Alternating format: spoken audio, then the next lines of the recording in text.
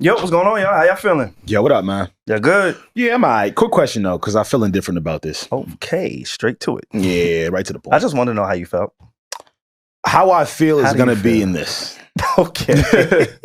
Let's do it, Alex. I know I enjoy music. Yes. So I think for me, it's a bit, I have a skewed version of how I enjoy it because it's not just one genre for me. Mm-hmm. It's not just one thing. It's not just one artist. I like it all. Mm-hmm. However, I'm seeing this on the timeline and other people tell it to me. Scaring the Hoes music. Mm-hmm. Do y'all subscribe to that? It's a thing. It's a thing. I think it's a thing. Is it? I think that's a myth. Nah, you can definitely put on something that dries up the mood. I think so. But is it a genre?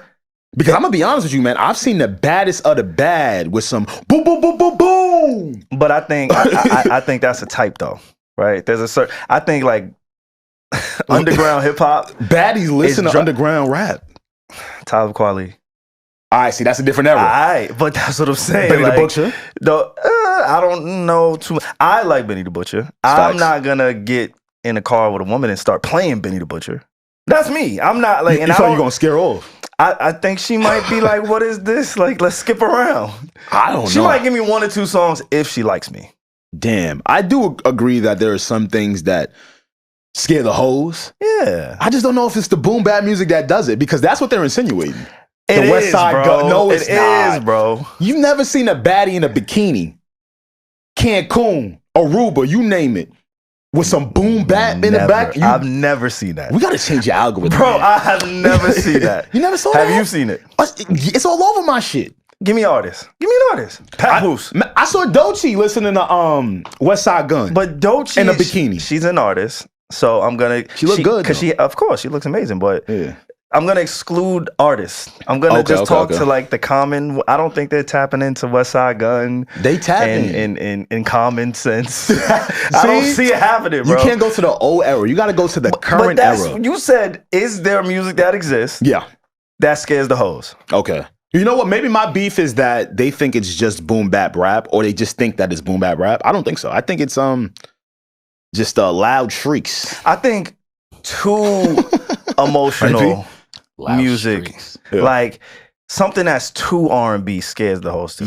Yo, you're onto something. I really do. I don't think it's just boom bap rap. I think if you get in the car and there's something like that's really emotional, really sensitive, that really tugs on like some real emotional, I think that scares them away too. I think there's a sweet balance to what they like on a spectrum. It's like boom bap is too far, so Common and Talib Kweli is way too far. Lead them out of this, yo. And then, unfortunately, I think somebody like a Joe or a Tank. I seen some baddies listening to Joe. Buddy. Or a Mellow Row. Not gonna do that. We not gonna do that. No. Cut it out. Who? All Love Lost? A Mellow Row. Not right now, P. That's the artist. You never heard of a Mellow Row? All right, never mind. All Love. I see what you're trying to do there. Because that's real, like, that type of somber, yeah. Because I've had women that I've dealt with tell me this music is too sad, and I'm sitting here like, damn, I'm over here thinking this R&B shit is your vibe. Yeah, so Adele scares the hoes. I love Adele. Damn, it probably trigger them. Yeah, I'm telling you, there's a spectrum there. There's a spectrum. You might be on to something. Yeah. All right, look, man, if you guys subscribe to this, you know what I'm talking about. Leave it in the comments. I want to know if you guys know what I'm saying. Shout out to all the baddies listening to underground rap. Stove God Cooks and that. I see y'all. There is an artist that we're going to talk about today that I think might be on the Scared of Hoes list. Oh, man. There's a few niggas on there now. I think that... And you know what? I don't even like saying scared because women ain't scared of none today. That is true. That's what, like, women ain't scared of anything today. That is true. I'm just gonna say I don't think they're as familiar with. So somebody like a Benny the Butcher, or even like an Ab Soul. I don't think women is just popping in. Like there's a small percentage, or maybe some West Coast women. It's no shot at Ab. Like Ab is dope. He's talented as fuck. We're gonna talk about him later. But he be talking about trauma or some of that shit, right? Yeah, bro. Like he's not making music for the ladies, in my opinion. Like there's no appeal there, and I think there's some artists who intentionally appeal to their audience, and women is like disregarded when they go into the booth. That's what I think. What I think. Let's think about the baddies when we make music, man. But other than that, I'm feeling fun. Are you? Oh, you okay? Did you have an experience that made you bring that up? Like, did you have like? I don't want to get too personal. No, you're fine. Right? I was with a girl, and I think I was playing Summer Walker. She turned that shit off and put on West Side Gun. So here I am. You was with a criminal. She wasn't a criminal. You was not. This whole time I'm thinking I'm killing it, and that's another thing I stopped doing. I'm not curating for the vibe anymore. You're gonna enjoy my vibe, and that's it. That's it. I know we were all guilty of that in the room, right? With a person, whether it be a guy or girl, it doesn't have to be romantic.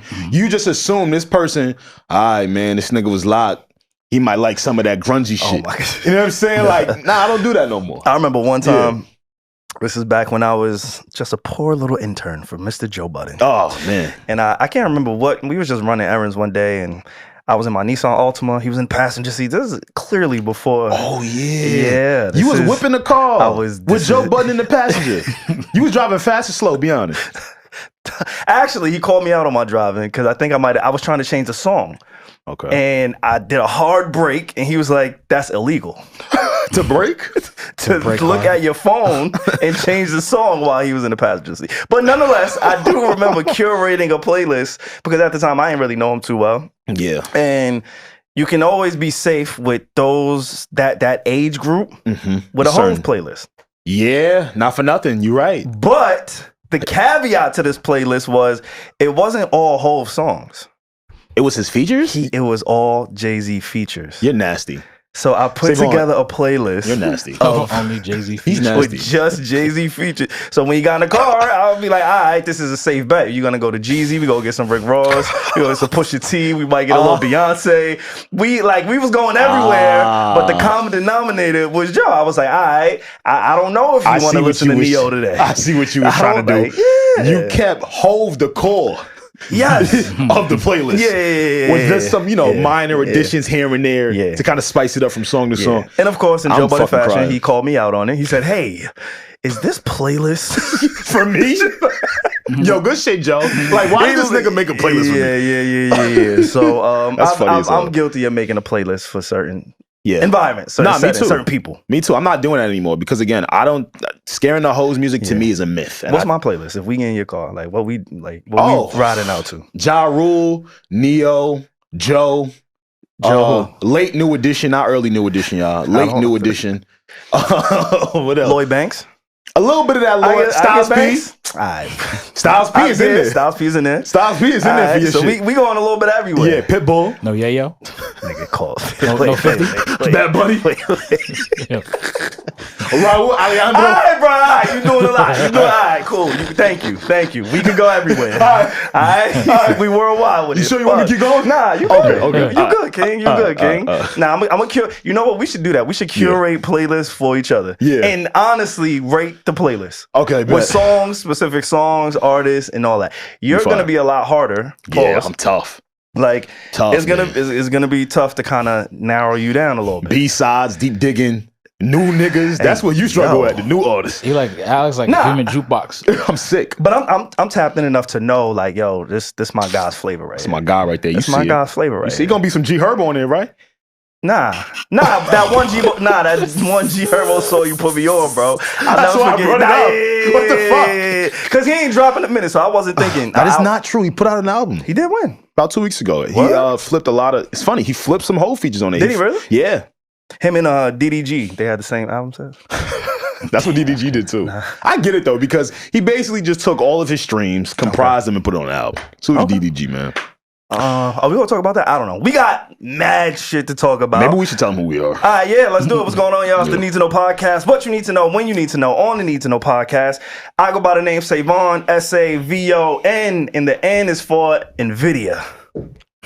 Oh, I ain't gonna lie to you. Oh, that boy came up big this week. I've been picking up the jewels. My guy Ian Dunlap. Shout out to Ian. Shout out to Ian, man. Shout out to Ian. Liking the trade, right? He came on the pod. He did. He dropped some gems. I have a lot of time these days. Okay. Yes, this is true. I picked up those gems and I have benefited. So even though I told you to do it years ago. Nah, you told me to do it, but you, bro, your brain moves too fast. It's true. I gotta take my time. It's true. I gotta take my time, bro. Like, got you day trade and you be talking options and I got this play right here, but you gotta pull out.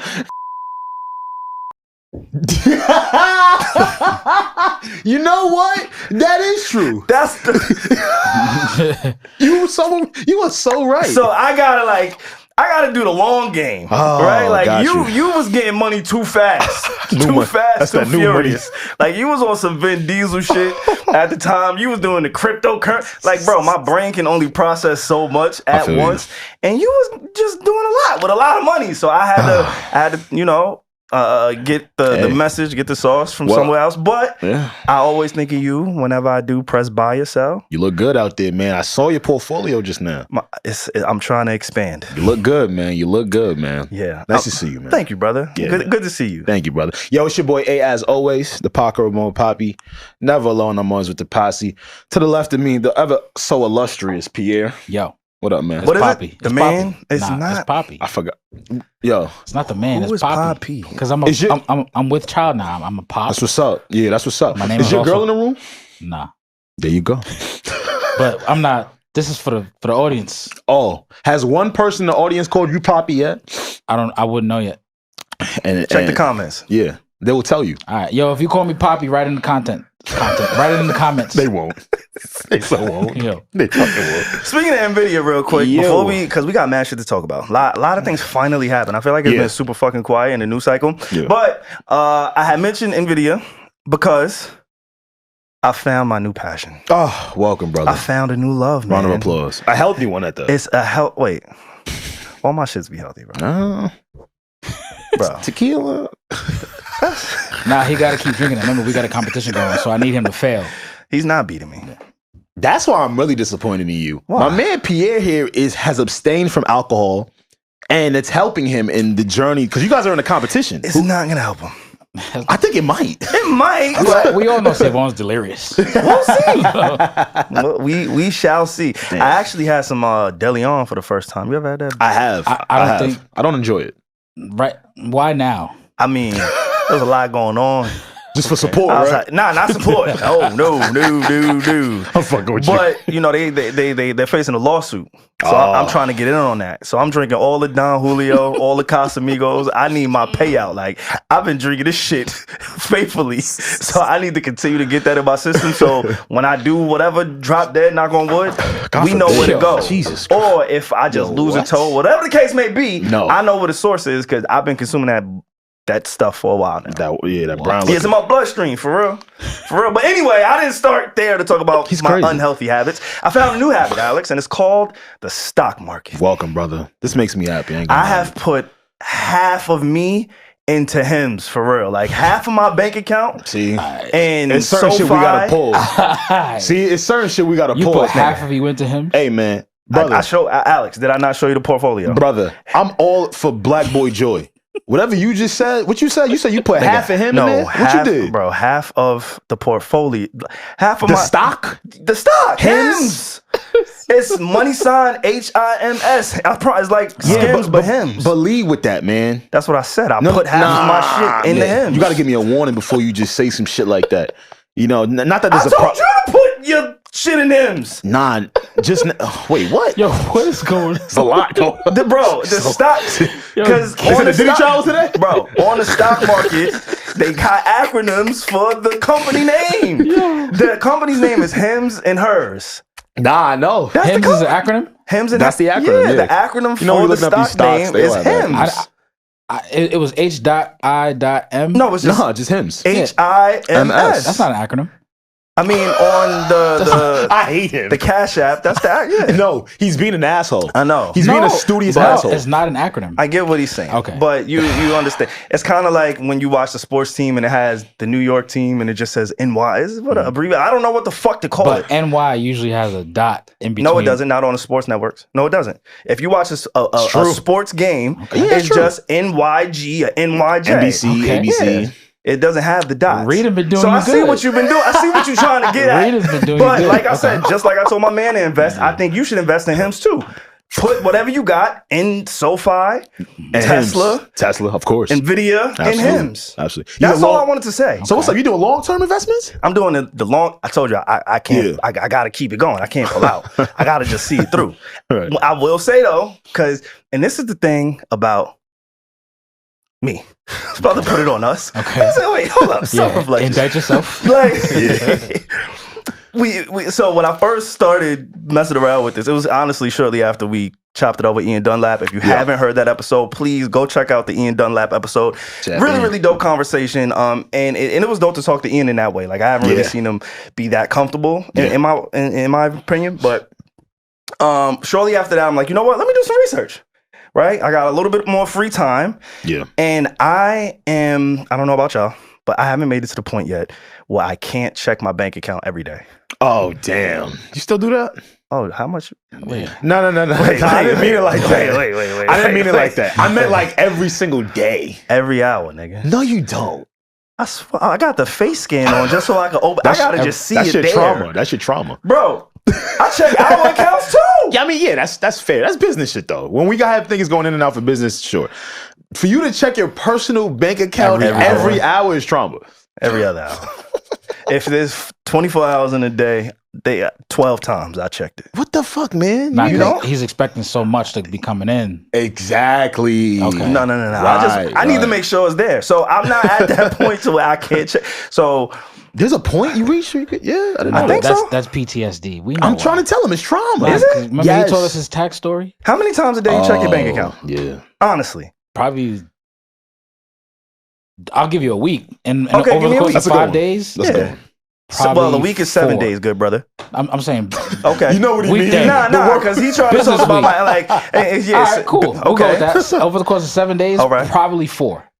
Okay. 4? For me, wait, 4 in a week? Probably 4. Yeah. Oh, so you know it's there. How about you? 7 days, I'm probably at 3 to 4. Why? What? Like, why? I really only check it when I know I'm sending like a sizable amount. Mm-hmm. I want to make sure the sizable amount left, whether it be a bill or for somebody else. That's really when I check. I'm about to see where we are in life for real right now. Okay, let's do it. How many bills do you have on auto pay? I'm half and half. And I'm not talking about like the Netflix subscriptions. I feel like those real are shits. I mean, like, you know, your rent, maybe. I don't do auto pay. Your car. You don't do auto pay. I don't do auto pay. I just make sure I keep a mental note as to when things are supposed to be done or paid. Yeah. Because we've all had the traumatic story where something was on auto pay, and the next thing you know, $800 goes missing. No and you got to bullshit. try to figure out. What I do is I have 2 different banks. I use one bank for checking and then my other bank for savings. But the bank that I have my savings for, I don't have a debit card for it. Got it. Yeah. Got you. So it's solely for that. How about you, A? Damn. Wait, what was the question again? How many major bills do you have on autopay? Got you. Yeah, I'm half and half with it, man. I've had some traumatic experiences. Last week, if you listen to last week's episode, you would hear all about my water bill story. With the crackhead. With the crackhead and how they wanted me to pay $800 for the month. So, you know, when you have certain occurrences like that happen, yeah, you disband your card off the company. Yeah, I'm half and half. Half and half? Okay, yeah, all right. I'm in the middle. Well, yeah, I just wanted to kind of start with something Did you answer? Auto pay, don't Did you? you answer? Nah. No? Nah. What'd you do, like half and half? I check my bank account every day, so I'm always remember to pay my bills. When my account balance start looking too good to be true, I said, damn, I missed the bill. Okay, that's a good one. I can see that. Okay. Why do I have this amount? That's I ain't pay my cards, my shit. Yeah. So that I don't got at some point I did have it on auto pay, but then I realized like that's not really the most responsible. Even though they try to incentivize you with like $5 off your bill, I get it. I see the play. T-Mobile. Yeah, I see what they trying to do, but nah, man. I think maybe the phone bill might be the only one because my phone bill is with my family, right? So I need to make sure they still connected, right? So I'm gonna put that on auto replenish or auto pay, whatever. They try to make it seem like it's an extra factor. Yeah. You know what? Your account is available for a $5 discount with auto pay. It's not a discount. Yeah, nah. It's not even the taxes. It's not even. It's not like yeah. So I need to make sure. Again, I think that's a good strategy. When your account start looking too good to be true, it's time to pay a bill. It's time to pay something. When your account is starting too good to be true, something is due. a bill is due. Because I ain't gonna lie, bro. I looked 2 weeks ago. Yeah. I said, what the fuck? There's an excess here. Yeah. I mean, I'm doing all right, but I ain't doing that good. And then I had to make some calls and make some arrangements, and now we good. I don't want you to check your account that much. Nah, SaVon just looking for a way to give away money. Give away some money, bro. Let's give some fans some money. Yeah, facts. Do a giveaway. Listeners. Yeah, you ever had a friend who always trying to spend money? You. Yeah. Me. Every time he talks to us, he needs an upgrade to the lighting of the studio. We had a staff meeting this past weekend that Pierre was a part of. Yeah. Shout out to the Studios. Yeah, shout out to NTK Studios. Come and book a session with us. Please do. All right, that's come book up. All right. Now back to you, Bucko. Okay, talk to me. In our staff meeting, Pierre, every 2 seconds, you could get these lights for $5,000. Oh, but you could get this camera. This camera, it's only $10K. Okay. It's like, dog, man, like you got money growing on trees? What's up? Let me expand your minds, right? There's a difference between spending, right? There's another difference between investing, right? That boy good. And this is a new term for you, right? I invest in stocks. Hems. You should put yours in there too. Okay, let me think about that. Invest in Hems. Put your shit in Hems. Another word, right? Maybe not. Another word. This might be new to you guys, right? And I know last week we spoke about your education system and where the town that you grew up. So it might it might be a little hard to grasp, right? But it's called, say it with me, future proofing. No? Future proofing basically. What if there's an excess of items here? It doesn't mean you still can't future proof. Future proof is basically buying something that you don't necessarily have to keep on buying in the long term. Oh my God. So both so both of you guys spoke to your traumas today. No, that's a trauma. What, future proofing? Replacing some shit that doesn't need to be replaced yet with excess is a trauma. No, it's not. SaVon got to check his account every hour. Every hour, nigga. I check it. I can't wait to find my trauma today. I check my shit every single hour. I don't care. I honestly enjoy seeing the number go up, go down, go up, go You're down. Sick. It's like a game to you. Yeah, I should have been an accountant. Yeah, I really should have. Yeah, by the sound of that, absolutely. I should have been in this nigga getting entertained by the numbers move. Yeah, and I move them. I'll be like, oh shit, let me go to the corner store. You making the transfers? Like I just gotta make sure my shit working correctly. Yeah. Like, it is. You know what? I got so much fucking trauma when it comes to like this whole money shit. I was thinking literally about like taking a large lump sum and burying that shit somewhere. So nobody can find it. You ever heard of a CD account? I don't believe that. Because you really they work well though. Bro, we rely way too much on Wi-Fi and we don't really understand that. Wait, what? He's on to something. I'm with him on that. The money in your bank account. Yeah. It ain't there if shit go down. It's not there, period. It's just a number. Yeah. But that's why I checked this shit. Technically up to $250,000 with the FDIC. But all right. What do you mean, Pierre? Up to $250,000. We all watched Paradise, right? Yeah. Yeah, facts. That was a great show. If Paradise happened, and that's how, and I'm so glad that show came about. Facts. Because that's how I live my fucking life every day, thinking of that. The worst. Please don't. Because I'm in your world. So like I'm not like that be the thing. No, we gonna niggas be trying to loop you into their traumatic experiences. I'm tired. Please, we gonna make it. You said we listen to Styles and Kiss. We gonna nigga turn into the lot. Yeah, like we gonna make it if that happened to us. I'm just telling you, dog. Like, bro, I think a worst case scenario, if everything go out, the lights go out, the internet go out, I can't manage or access my bank account. You've been to the hood laundromat, tried to take out some money and couldn't because the shit was fucked up. Yeah, you've been to the Chinese spot, try to get some money out the ATM. Yeah. Damn, I gotta walk up the block to get we all been there where we couldn't get money out the ATM. Now imagine if the ATM was the world. COVID. You're a sick man. But during even COVID. with COVID, but we were swiping during COVID. No, but people were buying the most random. I couldn't find socks. Yeah, people were buying toilet tissue for that.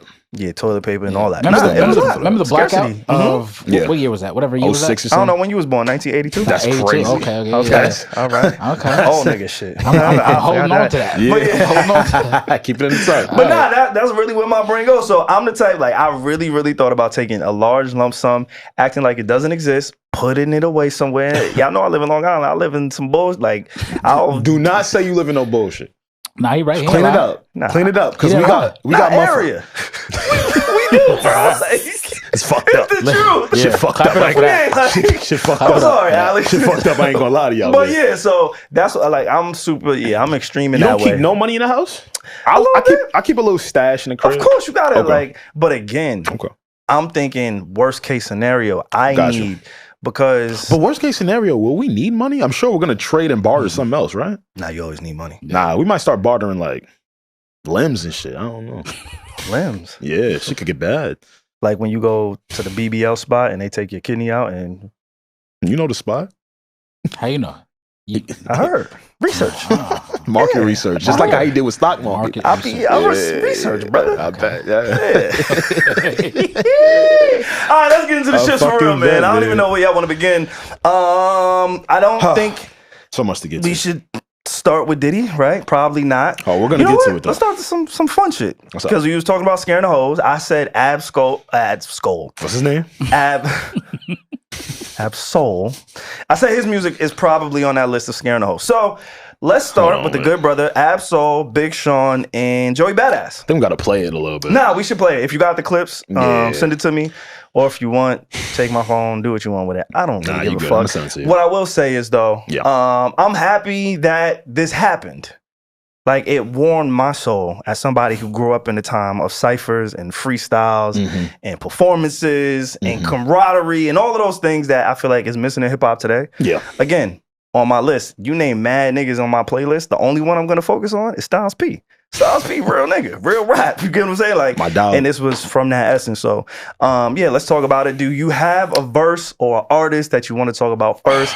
I think all three of them went crazy. You heard it. I did. Let's give them a little something, then we'll get into the rest of how we feel. Let's do it. Yeah, I want them to kind of hear what's going on. I send it to you. You don't have to play the whole thing. If you guys go on YouTube, Big Sean, Ab-Soul, and of course Joey Badass did a Red Bull freestyle. Red Bull actually has these performance series as to where they bring artists up, and yeah, it was dope to kind of see them get into it on there.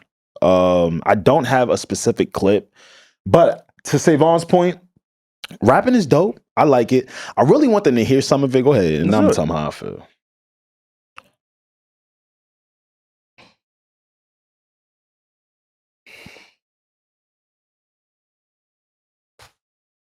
What else?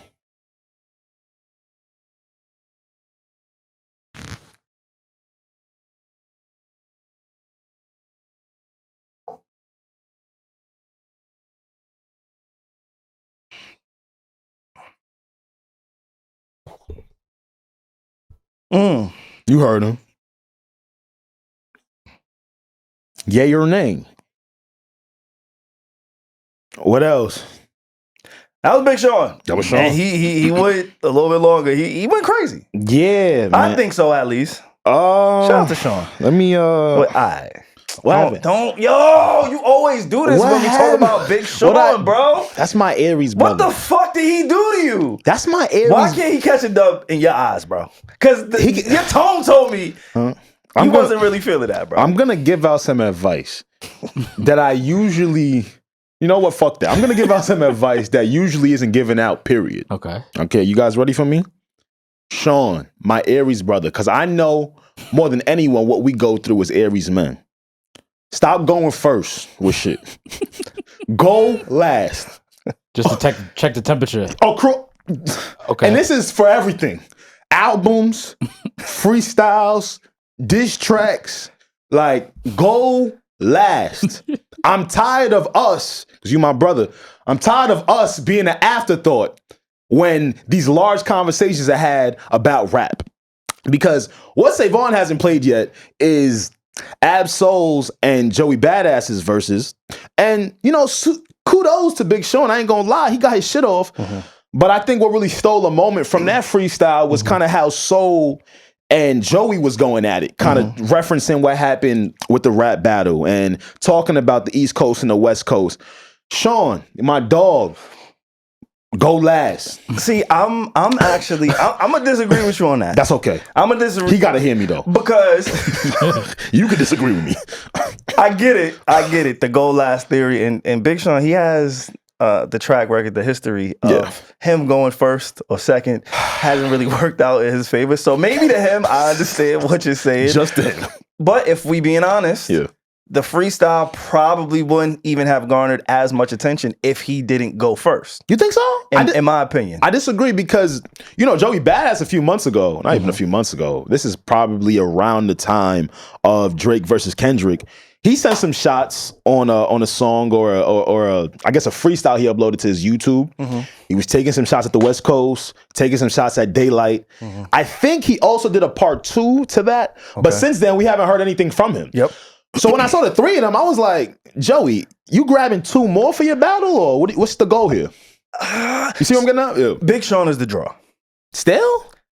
Out of all, yes. You think so? Big Sean is the draw. When I saw the 3 of them, the reason I was interested, not saying I doubt their skill, I think all of them showed amazing rap ability on this shit. Off. All of them showed like amazing rap ability. It reminded me, oh wait, Big Sean really can rap. Yeah. Right? Like we hear all of the flows and the beat changes and the voices and the voice inflections, all of the things that we know Big Sean to do. I think to see him do it live like that for me, I was like, oh wait, this is some alien type shit. All of them are some real different type alien dudes when they get on, like really impressed.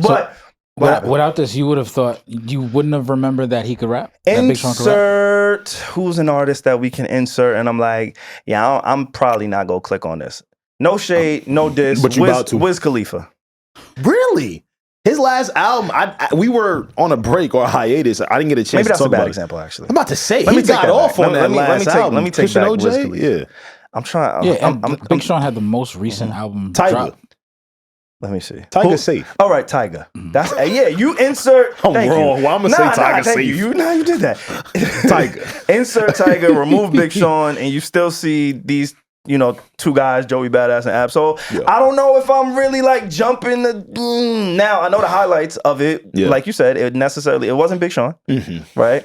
But I think Big Sean's presence being there enhanced the spotlight, in my opinion. No. In my opinion, I think Sean, his name, his presence is a draw in that way to where it made it a thing, almost like the Control verse at the time, which I know we're going to talk a little bit about. Did you pick up? Soul had the last album, though. I will say that it was last year. Yeah, Soul Burger. Yeah. Remember when we was talking about it, and he still can't tour off of it. Yeah. So, he's active. He's sharp. His pen is ready. I'm sorry, SaVon, what were you saying? Nah, I was just saying, I don't know what the fuck I was saying. I ain't gonna lie to you. Let's get to the next one. Do you have anything else to say about the Big Sean verse before we move on to the next verses? Because like you said, I think the next verses... We forgot about Better Than You.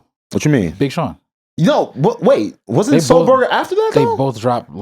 I think Soul Burger... Look it up while we play this. They both might have came out last year. I don't remember. Oh, I do want to shout out Lyric, too. Lyric Perez. She produced this with Rebel. Fire. That was dope. Shout out to her. Super dope. All right, cool. Well, let's keep it in sequence. Let's go Ab-Soul. Yeah, let's go Soul. Let's go Ab-Soul. Yeah. Now I just told you, Soul he's hungry right now. He's upset he can't tour. He's been hungry for a long time. No, Nah, his album is Soul Burger.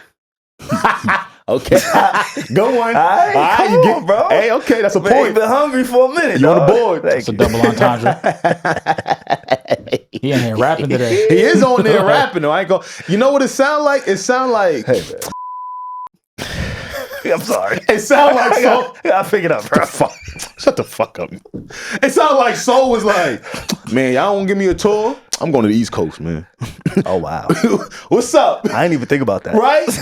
He said, I'm about to go get behind. Well, I guess Detroit isn't. That's Midwest. So forgive me. Yeah. But Joey Badass to me is the guy spearheading all of this lyricism and bars. So. And this beat is East Coast adjacent. It sounds that way. I know this was originally produced. I'm gonna get the producer's name by the end of the segment, but I know somebody produced this because when you hear it, you think it's maybe a freestyle over a older beat. Like it sounds like that 90s kind of all of that. So all I that thought it was an older that beat. Be scaring the hoes, right? That beat would scare the hoes. I think. I don't know. Times have changed. I ain't one of the hoes. Let's get into Ab-Soul a little bit.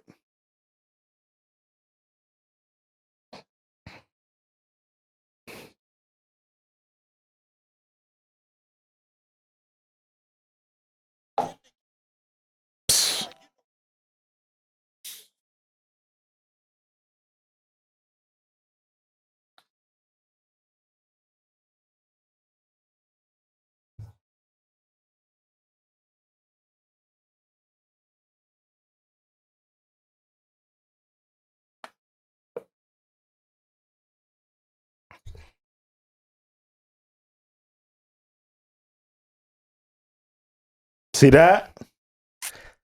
I hear it. That's what he gave him, right? All right, now let's do a check. Let's do a check with let's do a temp check. Temp check with the audience. Yeah. Are the hoes still listening to the pod right now? The conscious hole? After I need. Or the hoes in Miami. Now let me stop saying I got something. Oh, the women like, yeah, I get the hoes. But anyway, it was good. It was great. But wait, hold up. Nah, he was getting off. Hold on. He was getting off. I wanted you to hear this. Uh-huh. Okay. He hungry, look. Yeah.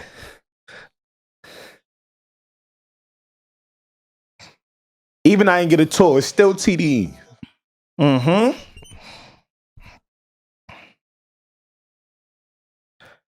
Nah, yeah, he said you could diss my niggas because they ain't put me on tour. It's rap. That's what I'm saying? It's rap. You see what I'm saying? These niggas. He said, yo, keep it a buck. They ain't even really get a tour together for me. Yeah. So let's go rap with some other niggas. What's up, though? I respect it. I don't know, but I first saw it and I seen it, and I will say, he said it's good for the sport. It is good for the sport because they kept it on music.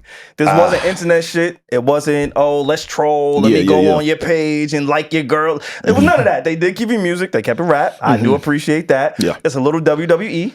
But that's why I'm conflicted. It's a little WWE. That's why I'm conflicted. Which I haven't necessarily seen before. So that's the first for me as somebody who's been tapped in. Again, I like violent music, bro. I like violent or I like love. Like, we gotta pick one or the other when we in my car. Too extreme. In my Serato. Boy's intense. Yeah. Like, legit, in my music. Nigga just never want to chill. In my music. No in the middle. No in the middle. So it's dope to see, like, all right, we really are doing this shit for sport. That's why I'm conflicted, because I love that lyricists are rapping. I think that's an art that should never go out of style, no matter how subgenres grow or transform. You feel me? I love lyricists. Y'all know me. I'm in all of that bullshit. I called it bullshit. Real shit. But for Drake and the Kendrick battle, right? I think what made it so interesting for us was because we knew that they hated each other. For sure. And we just knew there was some actual bad blood behind it. You know, this feels very WWE. Yeah, JV in a sense. Damn, that's worse than Vince McMahon. Yeah, dude. And maybe I'm wrong. Damn. Maybe I gotta heal. I gotta do some healing. Nah, I feel. I think they did a number on me, Kendrick and Drake, right? Because now we can hear the stark difference. Yeah, it was much more weighted. Yeah. Because the other thing with the Kendrick and Drake thing, you have both fan bases also coming against each other. Right. This felt very like manufactured. But again, if it's for sport, I get it. Show me your pen is still working. I don't want to take from that. But yeah, I'm cool. I want one of you niggas to hate each other because I think we get better art out of it, right? This was fun. This was great though. But now what? I mean, now TDE is tweeting about it. I'm dead ass. You said now what? I'm telling you what happened. Now I see TDE is tweeting about it. Yeah. Right? We don't know the domino effect this may have within those circles. Like, somebody might feel a way that he even stood next to Joey Badass when Joey was dissing niggas. I want a fan base swap in my diss tracks and in my beefs. Because I think that frequently happens. You mean like... All right. Let's I'm bugging? No. I think you're great. I think what it is, in my opinion, tell me if I'm wrong. Right? Okay. When we talk about fan bases, I want to be respectful because both of them are great. Both of them have fans and they're amazing in what it is that they do. Yeah. But when we're comparing beefs. Yeah. I never did that with you.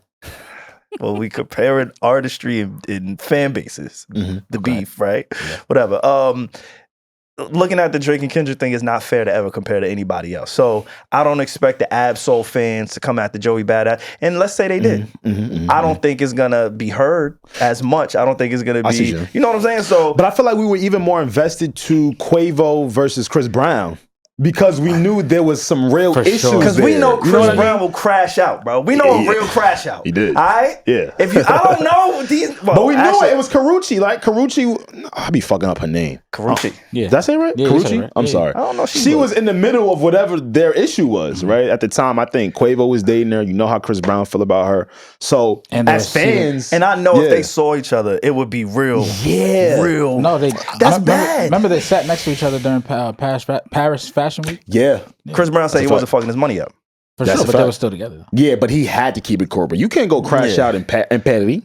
He can't specifically. Sure. He can't crash out anywhere publicly. Right? Yeah, at all. Keep his crash outs private. And I think he's actually starting to get some wins finally, some recognition. So he got to stay on that side. Yeah, stay on that side. When I watched this Red Bull freestyle, man, they all in the video dapping each other up and smiling. Man. Oh, my girl said you was gonna clean me up. I'm about to rap now. Like there was no cataclysmic like boom or friction there. And only because you guys are going at each other. Yeah, I didn't even like the part when Joey Badass was rhyming his lyrics. Oh yeah. When he was like TDE until the year 3000, something like that. Yeah. Like you could see Joey Badass, he knew the verse. Like obviously they rehearsed it, they performed it, they knew what was coming. Nobody was caught off guard in a sense. You know what I'm saying? So I get what you're saying. Like that was tricky. It was tricky for me.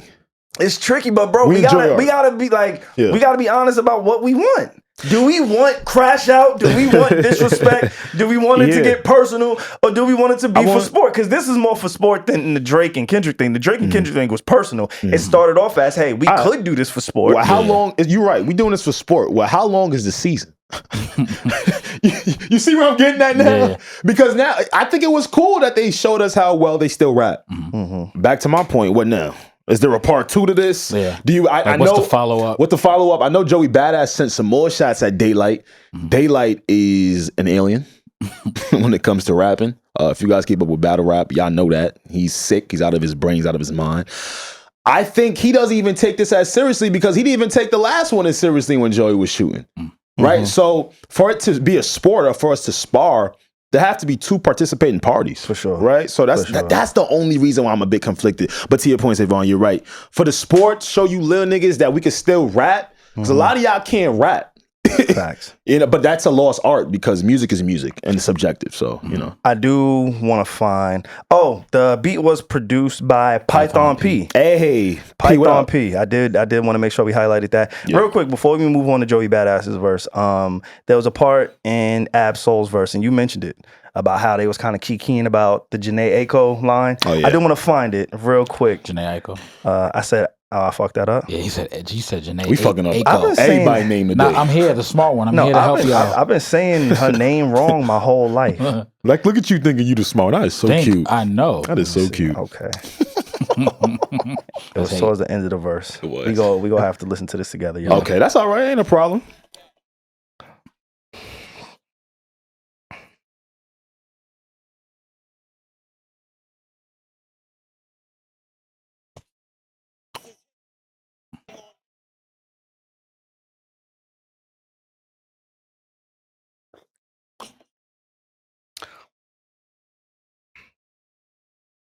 What else, so?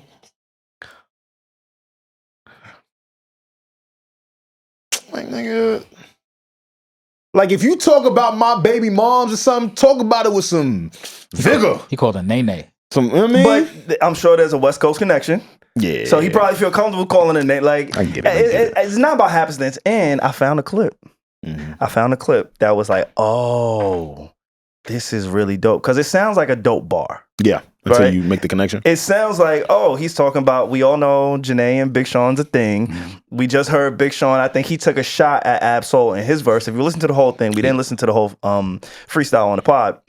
But in Big Sean's verse, Big Sean alluded to saying that Ab Soul's girl thought that Big Sean was going to clean him up. And it was like a joking way. He was like, yeah, your shorty think I'm about to take over on the freestyle. Like, I don't know. I hated that. But he alluded to, yo, Ab Soul, your shorty think I rap better than you or I'm going to clean you up on this freestyle. That's what he said. Right. And so Ab Soul retorted and said, yo, I'm your girl's Jhené, Nene's favorite rapper. And I thought it was just a clever line. I'm like, oh shit, I get it. We all know Jhené. I never called Jhené Nene. Yeah. But again, they know each other. Yeah, I know. That's what I'm saying. They know each other. West Coast shit. We know she's a thug. She's gangster, bro. OD, corrupt is her uncle. She's a gangster, bro. So she probably tapped in with him. Maybe it's me calling my girl a nickname. That's crazy. But again, good. But you're not from the West Coast. We don't understand the West Coast. Yeah, for sure. We don't understand. Point taken. You from upstate somewhere. I'm from New Rochelle, Westchester, New York. Rhode Island. Upstate. But real quick, I'm going to play this clip, and this is why that line was cool and acceptable for me, because at first when I heard it, I'm like, yo, this is some WWE shit. Don't mention my girl in front of me. I like to think that if I were a rapper, even though I'm kind of a rapper. You're a rapper. I was going to get to that. If I was you got bars. If I was solely a rapper, I would be Ab Soul. Okay. Like he's See? He's one of my favorite rappers. We're on the same page as far as like our thought process. And I knew that he would get it. The first time I listened to the verse that he sent back, I memorized this. Okay. So Jhené Aiko and Ab-Soul, as she just said it, but he's one of my favorite rappers. If I was a rapper, I would be Ab-Soul. So for Ab-Soul to flip that to, your girl, I'm your girl's favorite rapper. Like that's hard. I like it. I like that. What year was that interview? I'm not sure. I don't know. Who cares? Were they still a thing at that point? Of course, I'm sure. It was within the last probably 5, 6, 7 years. They've been together for a long time. See, Pierre, you hate it, and I love it even more. That's officially my favorite moment from all of this now because it was real. That was like it came from a real place. Yeah. So that's my only beef. Like I get it, iron sharpens iron, all that cool shit. I get it, but sometimes you want some authenticity in the delivery and the vitriol. Especially just when you going up against people and sending shots. Yeah. For me, this just felt very kiddie. Again, salute to all of those great men. Thank you guys for showing us your pen, though. Yeah, and for those who didn't know, that was Jhené, how you say her name? Jhené Aiko. Jhené Aiko. That was Jhené Aiko. You trying to teach him and you don't even know. No, you said it. That's why I stopped. Jhené Aiko. Now, let's get into the third verse, the Joey Badass verse. Joey.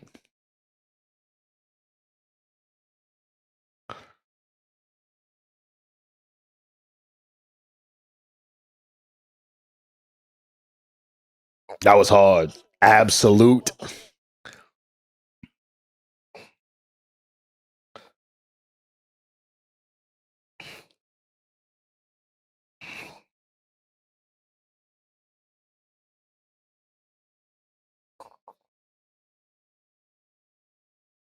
Real quick.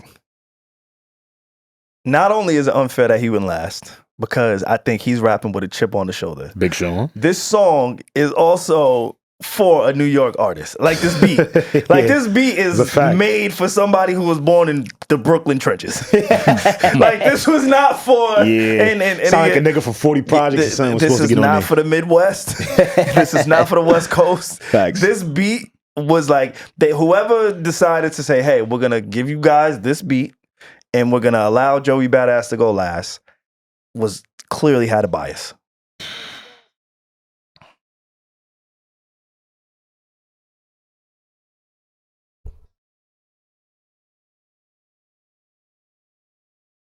I like that. He's got my favorite verse of the three. I like that a lot. Can you recite that real quick and just let the listeners know what the fuck he just said? I'm gonna be honest, you're gonna have to play it again because I know he said something about his control verse from back in the day and how it made. I just put it in the chat. Yeah. Oh, you did? Yeah.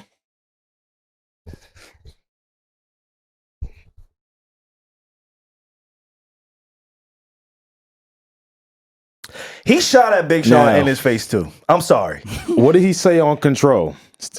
Still a bent. Oh shit! This ain't no East versus West. I just think I'm the best. Outside of Kendrick saying that, Joey Badass, in my opinion, looking at Big Sean and looking at Ab-Soul, which is TDE, affiliate, signee, whatever the case may be, bringing up the Control verse. Everybody knows how Big Sean was perceived after the Control verse. You started off by saying, hey, Big Sean, you should have learned your lesson. That was probably because of that Control verse. Because what he did on the Control verse. He did this. He went first, didn't he? Should have waited, right? I'm seeing a trend here. So for Joey Badass, in my opinion, for him to bring that up, that was a cynical Brooklyn move for real. Absolutely. Like you ain't have to bring up the Control verse. Cause Joey been sending shots to the West Coast. I mean, West Coast and dissing Big Sean. In my opinion, that was a shot at Big Sean.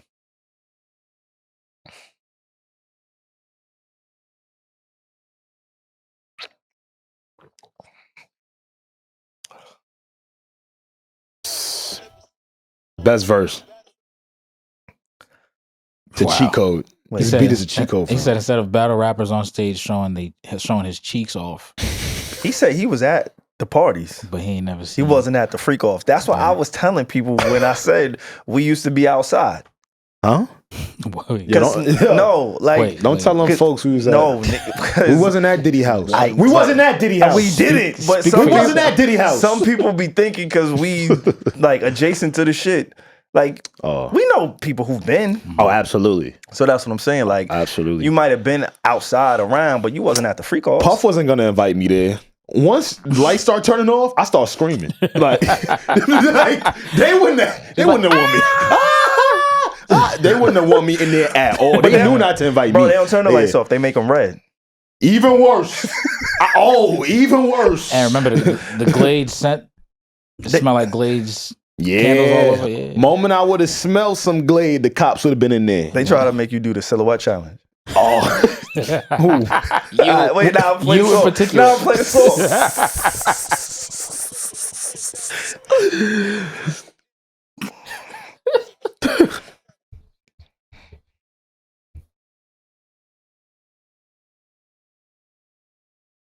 That's hard. Get your ass capped.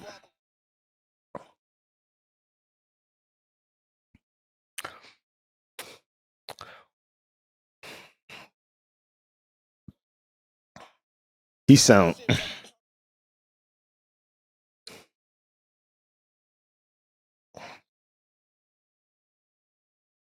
He sounds so in pocket. Yeah, that beat is a cheat code for I told you, bro. It wasn't fair for him to even rap on that shit because that's probably what he grew up on. He sounds so in pocket. Yeah, he does. And I do want to shout out the sound engineer, whoever engineered that shit. Yeah, that was because when I first listened to it, and this is like the nerd in me because we own the studio and we like engineer shit. The nerd in me was like, oh, this is a pre-recorded track.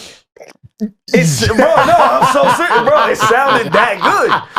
Yeah. When I heard it, I'm like, yo, are these niggas doing the scissor? My favorite thing is to watch SaVon learn things in real time. Yeah. Now, bro, that shit is you can't tell me if you watching this video and you hear it don't sound like they was literally in a studio sitting still, like rapping. That's why I'm so impressed that they're just doing these things.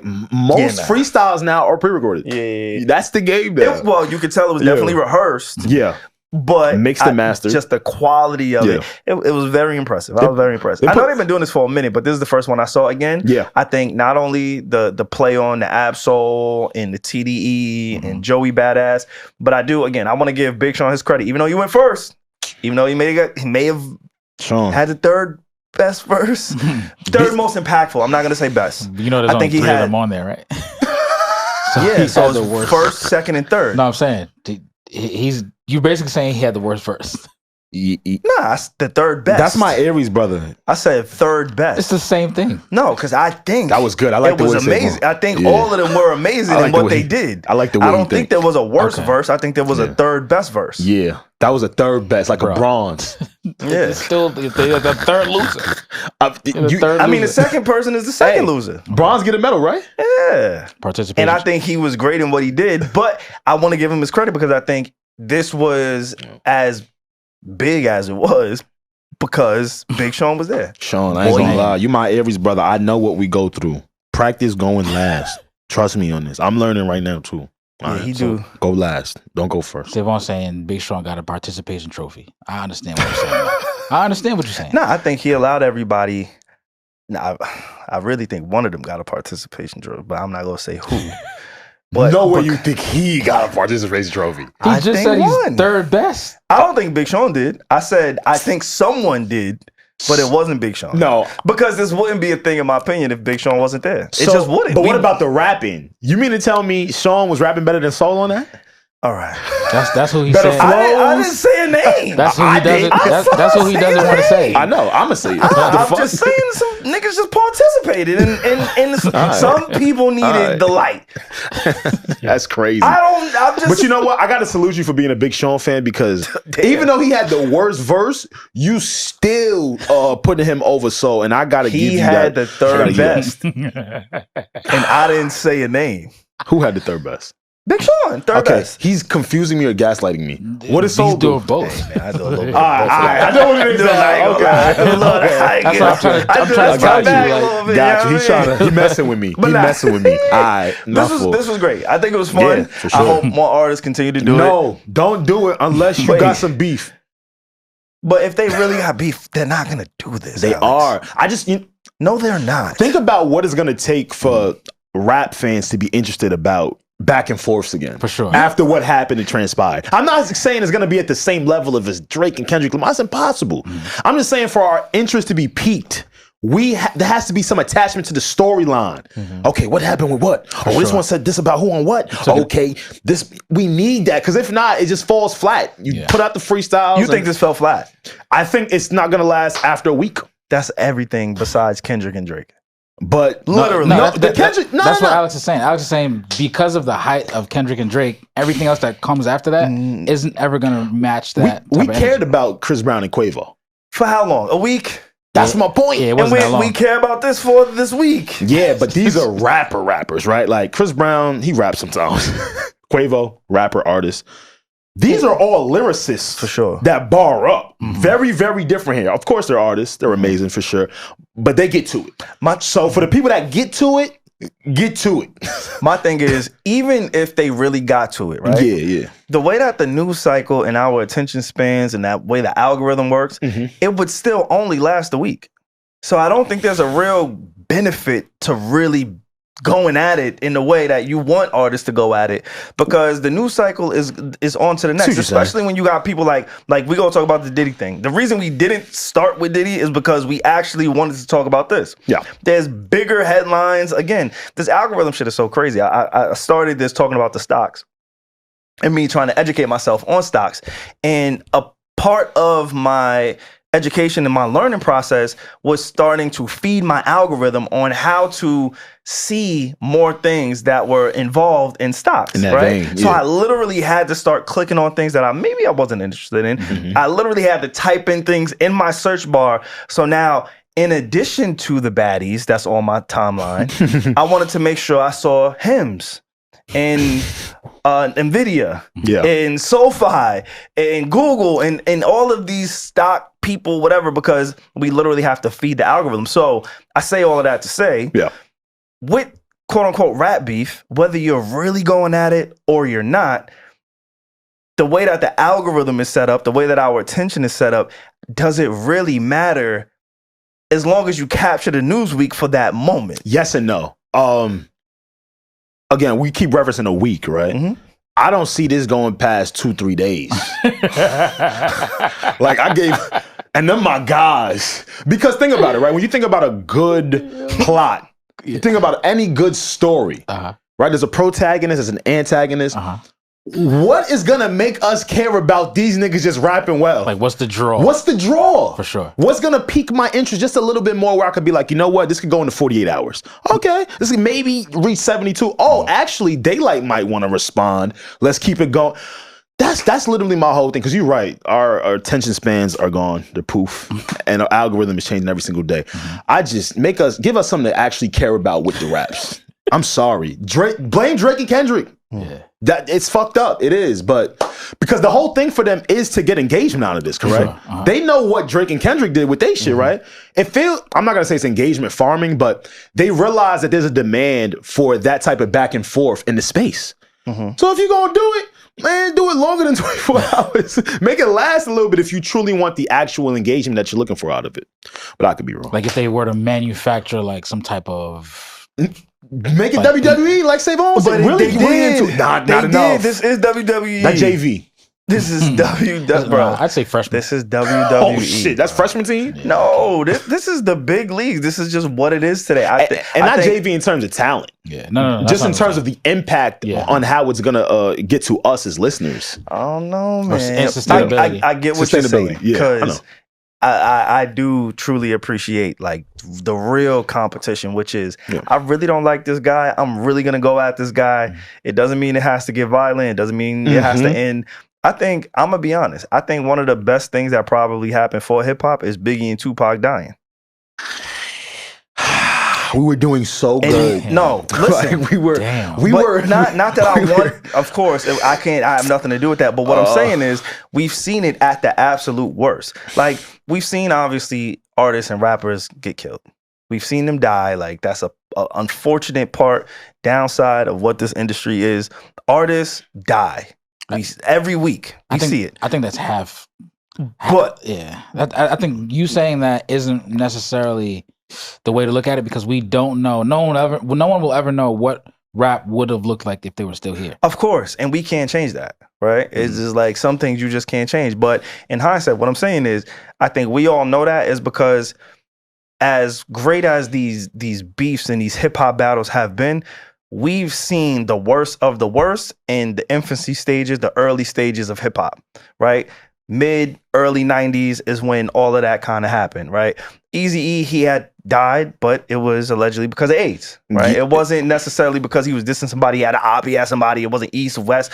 I think that whole East Coast, West Coast thing showed us how bad this shit really, really can get. Yeah. So now everybody's kind of treading lightly ever since then. And hip hop has grown so much as a genre since. There's been so many different people who have beef since that, yes, we hear the 50 Cents and the Ja Rules, the stabbings. We hear people shooting at each other. We hear like the Jeezys and the Gucci Man. Somebody did lose life. Rest in peace.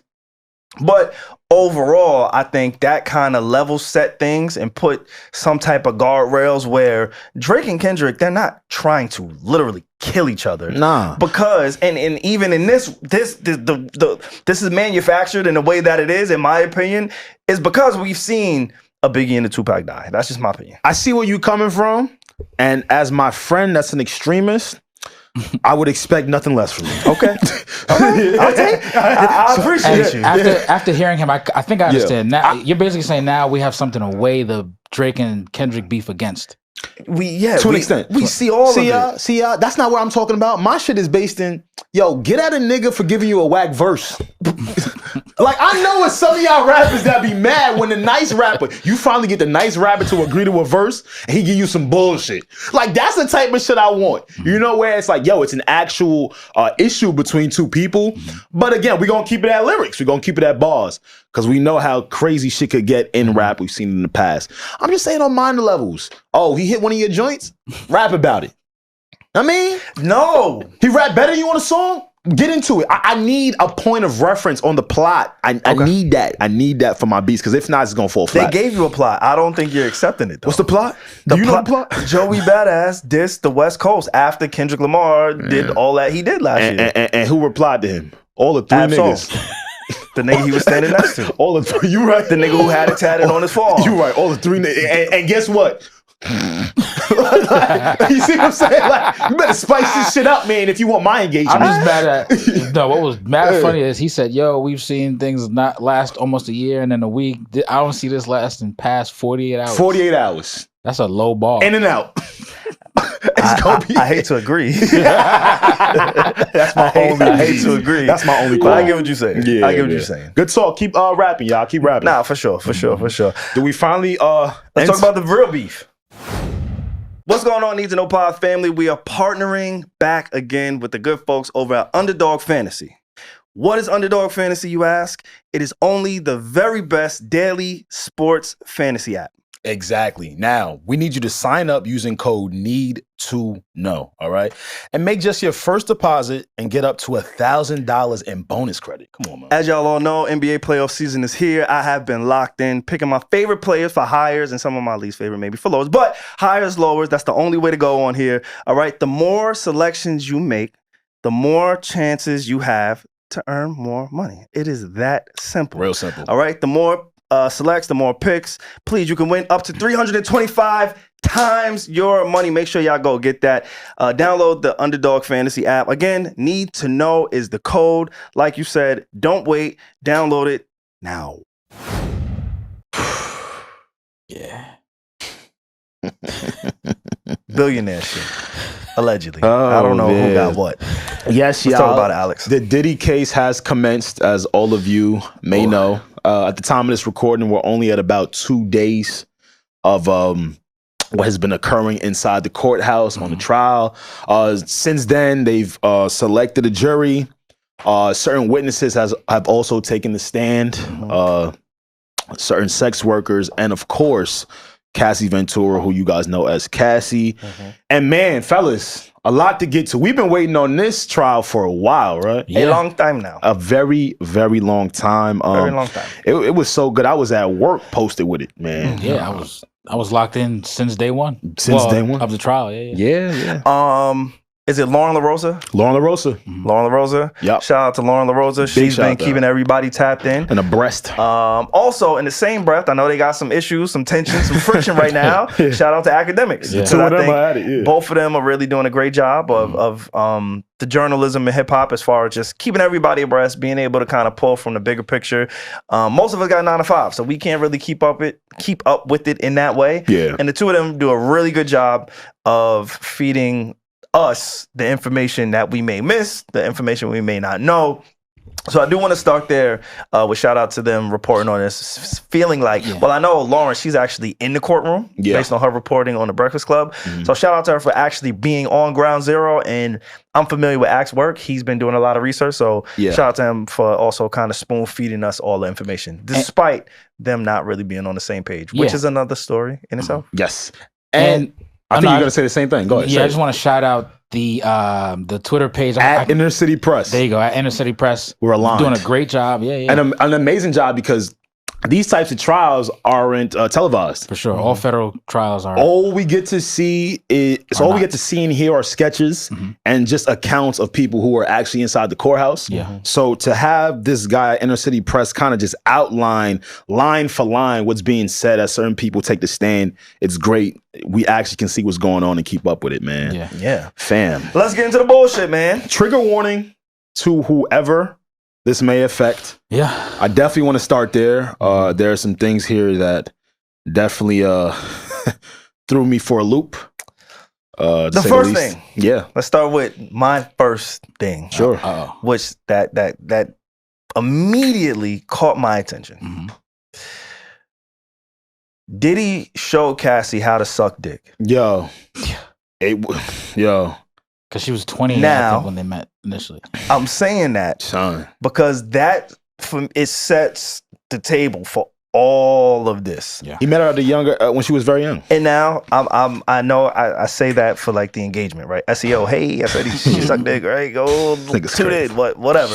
The moral of the story is the way that she described it in this case was that she was not familiar with performing oral sex until she started dating or was with Diddy at 21 years old, which tells me, as somebody, and I'm just speaking from my experience, I was a little bit premature. I started being promiscuous earlier than 21. Way earlier. I'm kind of embarrassed to say when I started. Right? And a lot of my peers and a lot of people I know, a lot of my friends, we didn't wait till 21 to start being sexually active in any way. Right? Like that's just what it is. So for her to say, hey, I wasn't even in this space, this headspace, or had this type of experience until I met him at this age. That tells me, oh shit, she is a primary target, victim. That is the prey for somebody who may be in a position of power in the way that Diddy is. For sure. Somebody that he probably can mold, manipulate, teach, groom, all of the words that associate with unbalanced power dynamic. For sure. That's the first thing that really stuck out to me. Again, I didn't listen to everything in real time, so I kind of had to like pick up different pieces and kind of, create whatever it is that I felt based on the pieces that I did pick up. But that was one of the things that stuck out to me. Her being 21 when she met Diddy, because I think, and real quick, Alex or Pierre, before you go, I think, if y'all remember, I'm old enough to remember living through the Diddy and Cassie era, the Making a Band era. Like, I remember when Diddy was dating J-Lo. Like, my brain actually actively remembers Diddy's kind of dating history in that way. So I do remember when Diddy and Cassie was a thing. And one of the things that always struck me is like, wait, she's beautiful, but Hov got Beyonce. Yeah. Diddy and Cassie? I know she had the song Me and You it was good. Yeah. It was a nice tune. But explain it. What do you mean? Open that up a little bit. Just meaning I always question why is Diddy somebody who was a pillar in our space with somebody, a Cassie, who in my opinion at the time was a one-hit wonder. Like, it didn't necessarily make sense as to how that was a thing. And I didn't know at the time. I was in my teenage years. I'm not thinking about their age gap or their age difference or her age. 17 I years. see, oh, she's with Diddy. Yeah. She must be prominent, right? Like, and it's not until you get older and some of these facts come out that I'm like, oh wait, in hindsight, that's somewhat of a red flag when somebody like a Diddy has that type of power dynamic. And now I know a lot of people are going to say, but Jay-Z and Beyonce, they're like 16 years apart. Beyonce's Beyonce, right? Explain. A lot of people know Jay-Z is Beyonce's husband. I see where you're getting at. That's what I mean. I see where you're getting at. The power dynamic, it's quick. A lot. It's equal. Like, that relationship may be more beneficial to Jay-Z than it is Beyonce in the total scheme of this perception in life, whatever the case may be. Right there, it's a lot. They're a lot more equal than a Diddy and a Cassie. Gotcha. At that time, during their relationship, and after their relationship, I never look at them on the same. It was kind of like Tom Brady and his ex-wife Giselle. She was for a very long time the #1 supermodel in the world. In the United States, Tom Brady was probably one of the biggest athletes in our country, but in the grand scheme of the world, Giselle. She was the one, right? So the playing field was a little bit more equal compared to a Diddy and a Cassie. So that was the first thing that really stuck out to me. Outside of all of the freak off things. I want to add to what you're saying. Yeah, let's go back and forth because you said a lot, and that was just a lot of good information in there. There is a 17-year gap between the two of them. Also, to what you said about us just kind of knowing them from making a band. There's video now of us seeing her with Ryan Leslie, right? Oh my God. I feel like you're in my brain, We all together, right? Yeah. So we kind of saw the transfer of artists, right? From Ryan Leslie to Diddy and how their relationship started to build. Cassie actually spoke to a lot of it on the stand today. Also, what I wanted to mention about her, what she visibly looked like today on the stand, because again, we have no footage. Cassie is very pregnant. Yeah, they expect for her to be due like first week of June or so. She's in her third trimester. She's in her third trimester. She's right there. So a lot of people might be maybe a bit confused as to how they got to such a big witness so early. I just wanted to throw all of that out there. It probably makes the most sense to get her out there because, again, she might have a baby soon. So, as you're digesting all of this, she speaks on the stand. She also was crying, speaking about her encounters and the things that she went to. She also said that we reported this on the Need to Know podcast whenever it first erupted that Diddy had signed her to 10 albums. Yeah. And of course, we knew she only put out one. Yeah. Come on, son. She said... That's not crazy. OD. She said she has like 200 songs written. Nothing ever put out. Nothing ever put out. Yeah. And she said that the freak-offs started to become an actual job. Yeah. And music was actually put on the back burner and become secondary to what it was that they were doing together. You know what I'm saying? So as you're hearing all of these small little details, you're kind of outlining, again, the power struggle between the two, or the power dynamic between the two of them. Yeah. Right? Yeah. And a lot of the stuff that she, was saying on the stand, it kind of made me think of two things, really. At one point, you can tell she really loved him because usually, naturally, in a relationship, whenever you love somebody, you really want to do everything in your power to appease them, make them happy. And it kind of came off to me like she was doing that. Yeah. Again, obviously, none of us were there, but the sentiment that I get from all that she was saying, alleging, kind of reminded me of that. The other thing, too, I was thinking of is, man, Cassie's married. Yeah. To a nigga named Alex too. Yeah, that's your name. Yeah. Them Alexes is tricky. You gotta watch a girl around Alex, for real. Now you do though. But imagine I wouldn't say imagine yourself, but imagine someone being in a courtroom and hearing all these things that were happening with your partner. And I could only think, man, I wonder how much of all of that Cassie divulged to him. What might he be hearing for the first time in court? And it just made me think, like, this is it was all a bad situation for everyone. But, more importantly, Cassie having to go through all that is tough. And we also heard about, she was saying that, people were peeing in her mouth. All right. We're gonna get to that in a second. I'm just slow down. You get to it. You're right.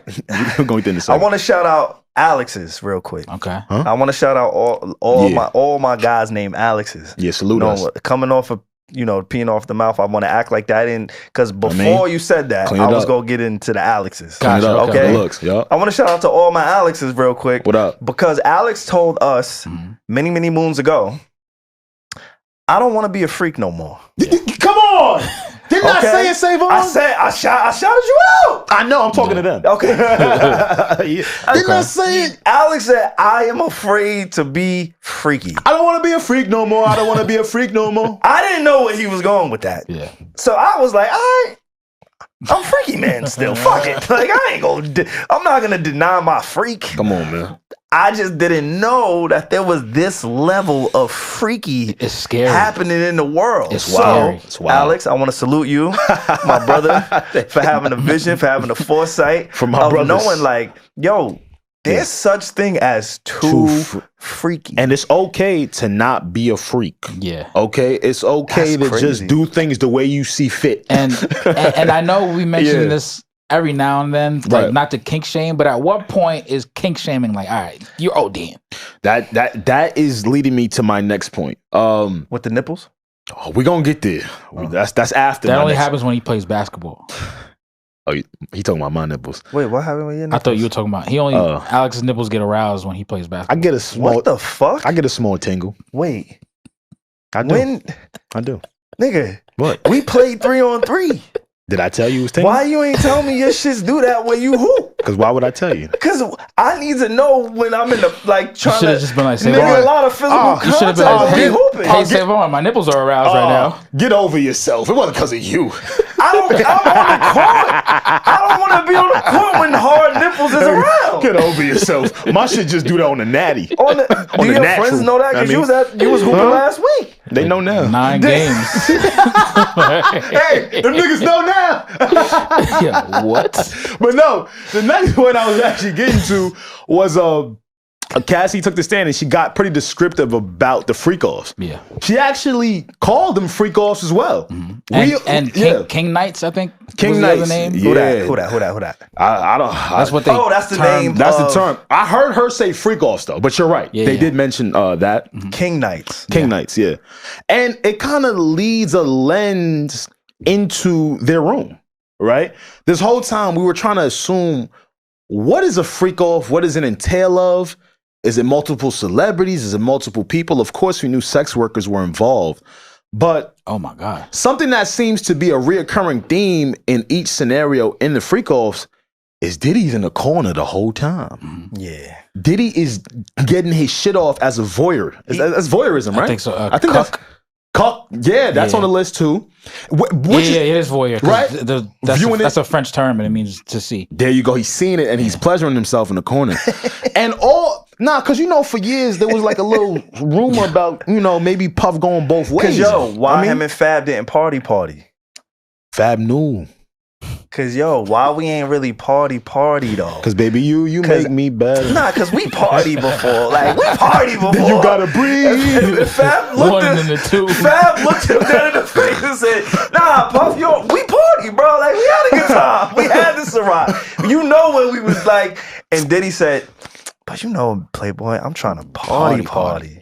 Like so this is we're trying to see what it think like. Of when I think of party. And I'm like, damn, Fab.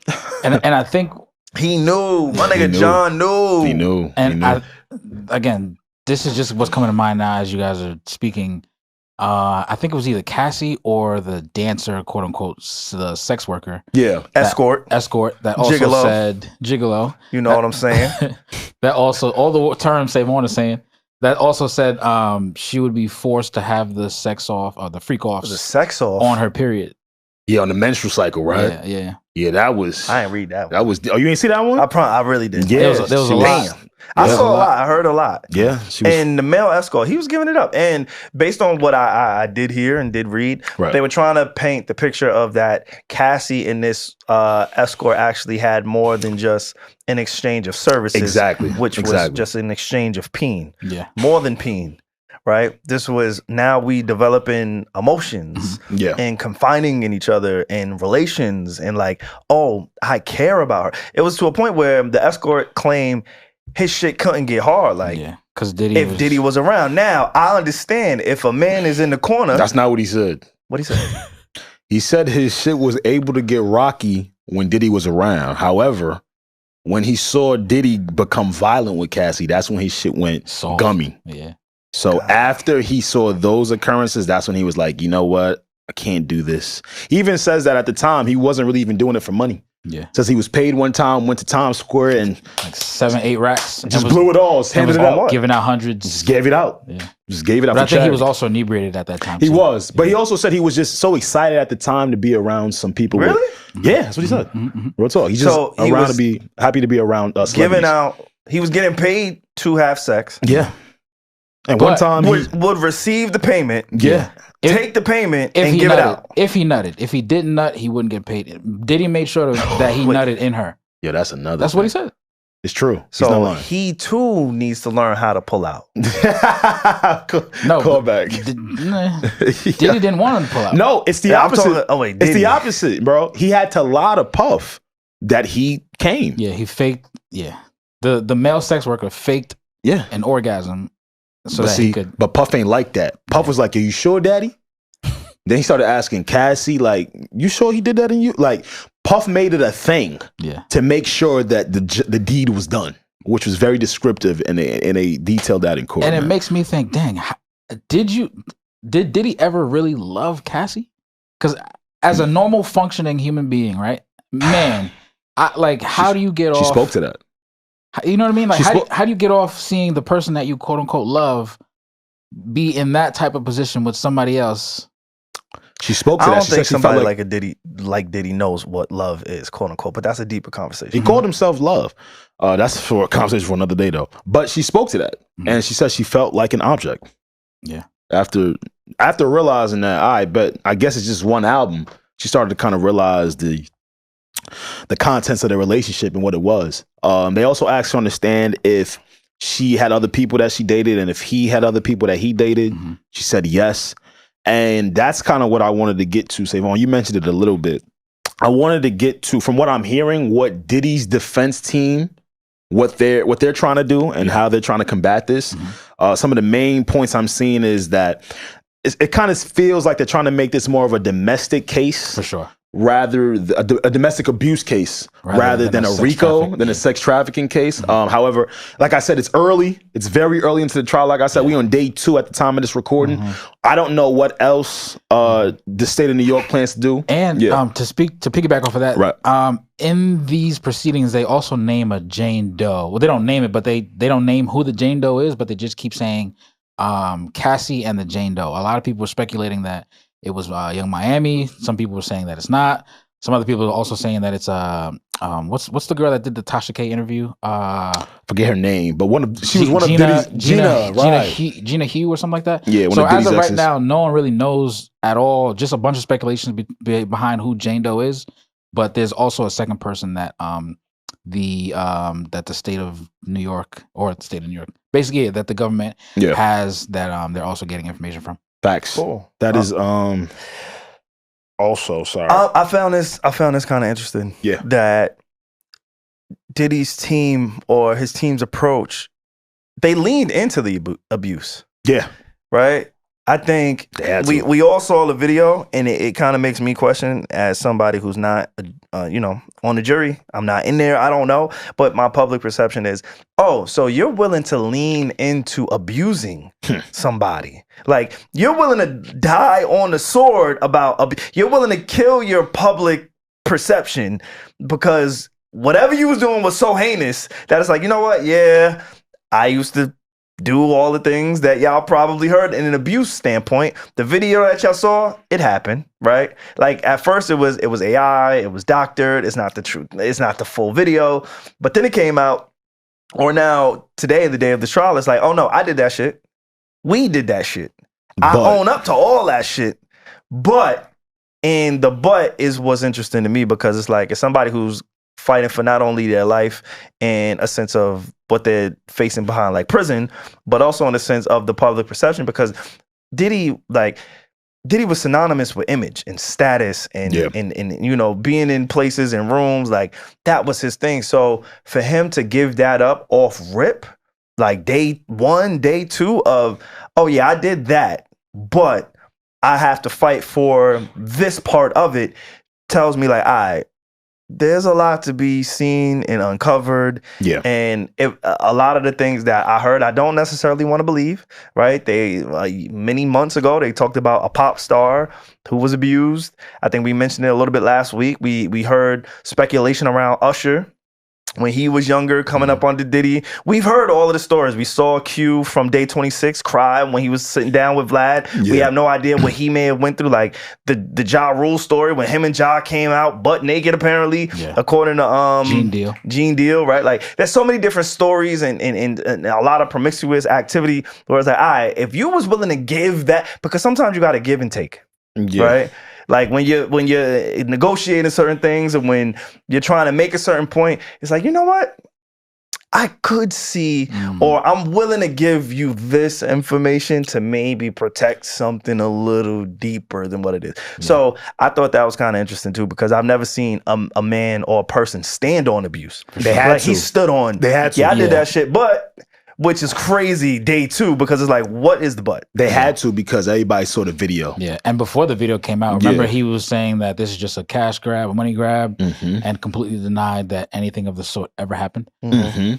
They had to. The jury saw it, regardless of the fact if they lied or not. Everyone saw how abusive and violent he was with Cassie. So if you're trying to sway the jury, and they already have images in their mind of what you did and they seen you, all right, you've got to kind of meet them halfway now. And again, that's probably one of their defenses. And one other thing to add to that, they have a version of the sex tapes that they were trying to admit in court and play, but I think one of the lawyers from the defense team was like, hey, like, we can't play this because of the press, and then he also has his family there.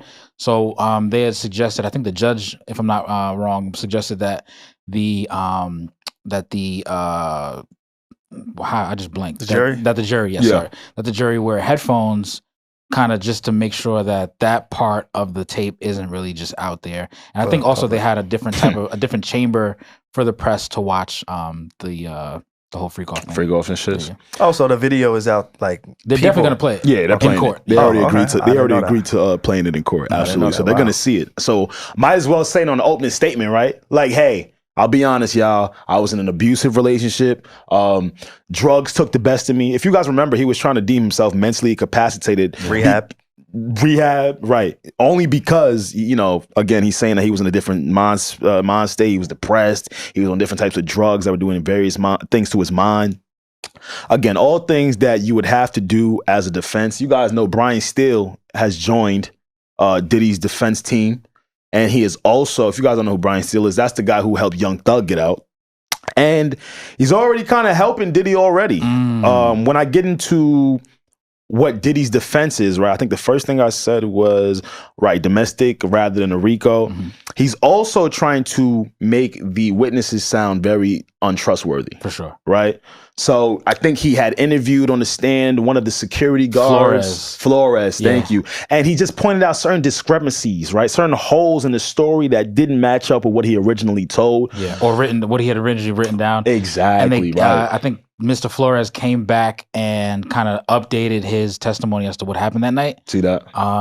He was once a security guard there, and then now he's an LAPD cop. Another story that Mr. Flores told is that during the whole fight, or during the whole abuse thing that Diddy did in the hallway to Cassie, he had went upstairs, they got a call, went upstairs, and he noticed that some things were very off, and that Diddy was kind of lording over Cassie. Yeah. And Diddy at one point saw that Mr. Flores was recording him, and he kind of got strong-armed with him, and then Mr. Flores just strong-armed Diddy and was like, yo, what are you doing?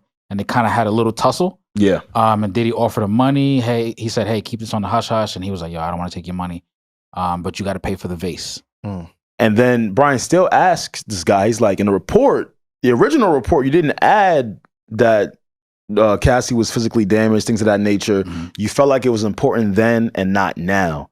Again, y'all, these are just lawyer games. Yeah. Top tier lawyers. Lawyers versus morality. I think Diddy has 8 or 9 lawyers now. And they were saying that we think it's because, I said we. Yeah. They think it's because Each lawyer has a specificity. Yes. To make sure that they say certain things about the case. Absolutely. Like one deals with the appellate court, which is just appeals. One deals with tax evasion. Like they have it. He's got it covered across the board.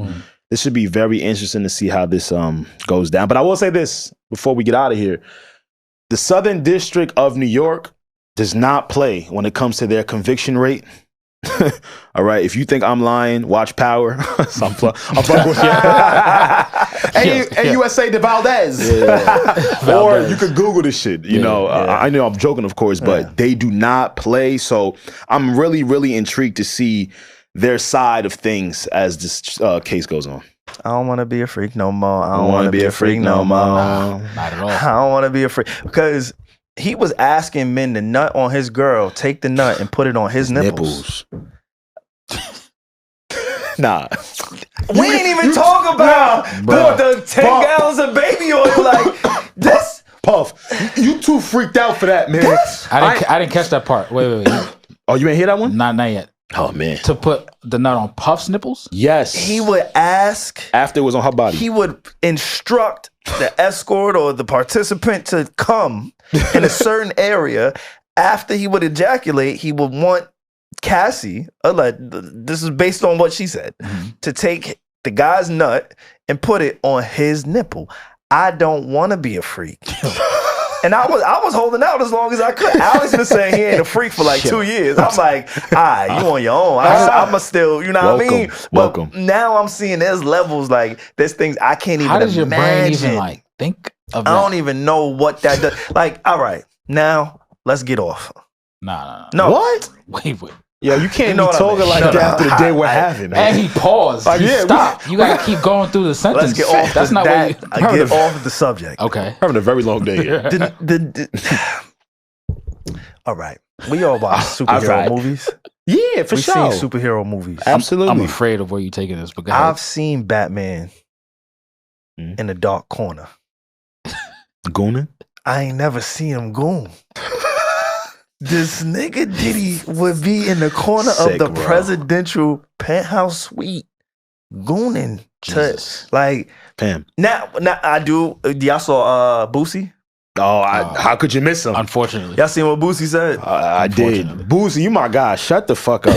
Let the case finish. You my dog too. We don't need your commentary. I fuck with you, bro, but shut the fuck up right now. He like a Charleston White to me. Fam, because you know what it is? God, I get it. Dudes like that want to show up for other black men, other prominent men with money. I get it. And maybe they see themselves in them. Maybe not in the same exact scenarios and situations, but they can identify with it. For sure. But fam, do your due diligence on what actually occurred and not just your assumptions. I know SaVon about to read it right now. Here you go. According to Boosie Badass on his Twitter, X, whatever it is. Oh, he ain't got Instagram no more. Remember, he put the pussy on live. They gave him $1,000. He lost his Instagram. Nah, he got it. He just makes a new page every month. He got shit back? Yeah, he got a new page every month. Well, this is on X, Twitter, whatever you want to call it. If anything, this should be a domestic abuse case, not a sex trafficking case. She enjoyed the wild sex parties and the extravagant gifts on the back end. All of these years of sex parties, and you mean to tell me she didn't enjoy it? I'm convinced she enjoyed it. I'm pretty sure she came during those freak offs too. Like, it was a lifestyle. Read the room. This was consensual. She was his girlfriend. Trying to give someone life in prison for this is bullshit, according to Boosie Badass. I hate a nigga talking like he was there. You can't speak definitively like that, man. I get what you're trying to do, but no. You know what I'm actually curious about that hasn't been mentioned in the case? Again, it's very early. The baby oil. It was mentioned. No, they did. Yeah, but no, not the way I would like it mentioned. I know what y'all about to get to. Diddy told her to get into a kiddie pool filled with baby oil. How else do we, what more do you need? Oh, there's way more. She filled up a pool with baby oil and jumped in her clothes. There's way more to it. Do you remember how they raided all of his homes and collected baby oil bottles? It was a different, I remember. I want to know if it was actually laced with something. Oh, the horse tranquilizer. Yeah, I want to know if it was actually traces of GHB in it. If there were actually traces of ecstasy. I really want, because baby oil, even Cassie today when she took the stand, it's a big part of what it is and what they do. Granted, I know he maybe just wants everybody to be nice, all oily and and old Piggy, you know what I'm saying? But aside from that, I really do want to know if it was laced with something with the amount he had and how he stored it. As if it was about to go out of style. And like this nigga was Baby Oil has been out of style. He had a monopoly. My mom started it's lotion and Vaseline, the lubricant, and it's available at the store. Yeah, so I want to know why you're housing so much of it. Maybe it's the fragrance because when I was a kid, baby oil was really like a big thing, and it always had this nice smell to it. It did, almost like a baby powder. But that's because we grew up poor. What do you mean? We had it smelled nice for the rich kids. We had to, you're not supposed to lubricate your body and your skin with a lot of baby. Like baby oil is really not good. No, from what I've read. No, I'm talking about the fragrance part. Just the smell. Just the smell. Yeah, because remember they were also mentioning that he would like to during the whole freak off put Glades hot wax on. See, I think he just like shiny butt. Yeah, he do. Or Shut that. The fuck up. I've watched enough porn to see the baby oil come out sometimes. If you watch, oh my God, one Big of the booty, onion booty. Yo, get me out of here, bro. Sorry, I didn't mean that. You still watching porn, ain't you? I stopped. Oh yeah, okay. We're gonna get to that in a second. That's what's up. We're gonna get to that in a second. You actually hold that thought. If you watched, I watched all of the Diddy docs that came out. The Hulu joint, the Max HBO joint. Mm-hmm. I think it was the third one. I think what's that channel? Peacock. Yeah. Okay. Thank you. So about 3, 4. It's actually a fourth one I'm forgetting. Mm-hmm. And in one of those, they do a really good job of going back to his childhood. And I forget Hulu, thank you. Yeah. And then I think in the Hulu one, they get into how his mom had some of these very adult parties and when he was a kid. Mount Vernon. In Mount Vernon, correct. Yeah. That's where you from. We gotta watch out for you. I'm next to it. I'm not from it. I'm next to it. All right, Mount Vernon. And they describe Diddy potentially seeing some very adult and graphic things salacious. So it makes me think about his voyeurism now as an adult, as to like, yo, did that stick to you as a kid? How it developed, right? Like how the door being cracked open for you as a kid, and you're seeing very adult sexual things, and did that grow into your adulthood? I don't know, man. Well, we did see Cassie. She said that the freak offs could last days. She said the longest one was 4 days. She was training for him. Yo, that's crazy. Yeah, Diddy said, you are not fit for my freak offs. Get in the gym. That's crazy. Complete workout for me in the freak offs. Like this was a physical. You saw how Jason Tatum tore his Achilles because she was training for these freak offs like she was going to the NBA finals. Yo. Okay. So going back to your point about his mom, we've seen him and his mom dance with IVs in their arms. Yeah. There's video footage. We're recovering. And now we don't know why they had IVs. Maybe they just needed... Long night. Yeah, hydration. The only time hydration. Saline. They had to hydrate mother-son bonding. It was Mother's Day this past week. I don't know. Maybe him and his mom, they like to hydrate together in a real way, though. In a different way, though. In a wrong way. In a wrong way. In a very wrong way. The mom may have instilled these freak-offs since then, because clearly, and that's been something that has, again, if you listen to the Gene Deals and some people who were really close to this story and close to the camp, Gene Deal used to say how Diddy or Puff would disrespect his mom. Yeah. Right? Like he didn't have, and that would rub Gene the wrong way, allegedly, apparently, according to Gene, right? Gene ain't play that. To see the proximity that they had, the relationship that they had, right? Like, why do you have a whole nursing staff at your home and you're not in the medical field, dog? You a hip hop. Like, unless maybe you got a condition we don't know about. Rest in peace, Chadwick Boseman. I always think of Chadwick whenever I see people going through things, or we're not necessarily always aware of what these celebrities are going through. But in this case specifically, I can use a assumption. I can use an educated guess and say, oh, whenever he was hydrating and whenever he had these nurses and these IVs, and we heard the voice notes on one of those docs that you talk about. We did. Hey, Playboy, get the Cialis. Wait. Cialis. Cialis. Okay. The fuck is Cialis? It's Cialis, not Cialis. It is Cialis. C-I. Yeah, what? How it goes? C-I. How you spell it? Nigga, I don't use it. That's that education. That's that. I don't need the shit. I don't look at the prescription. I don't know how it is. My shit I know natty. how it sound. All right. My shit natural. I'm natty. good. You heard? I don't need the Cialis. Gangster. My shit anyway, natty. we heard Diddy say, "Yo, get the Cialis.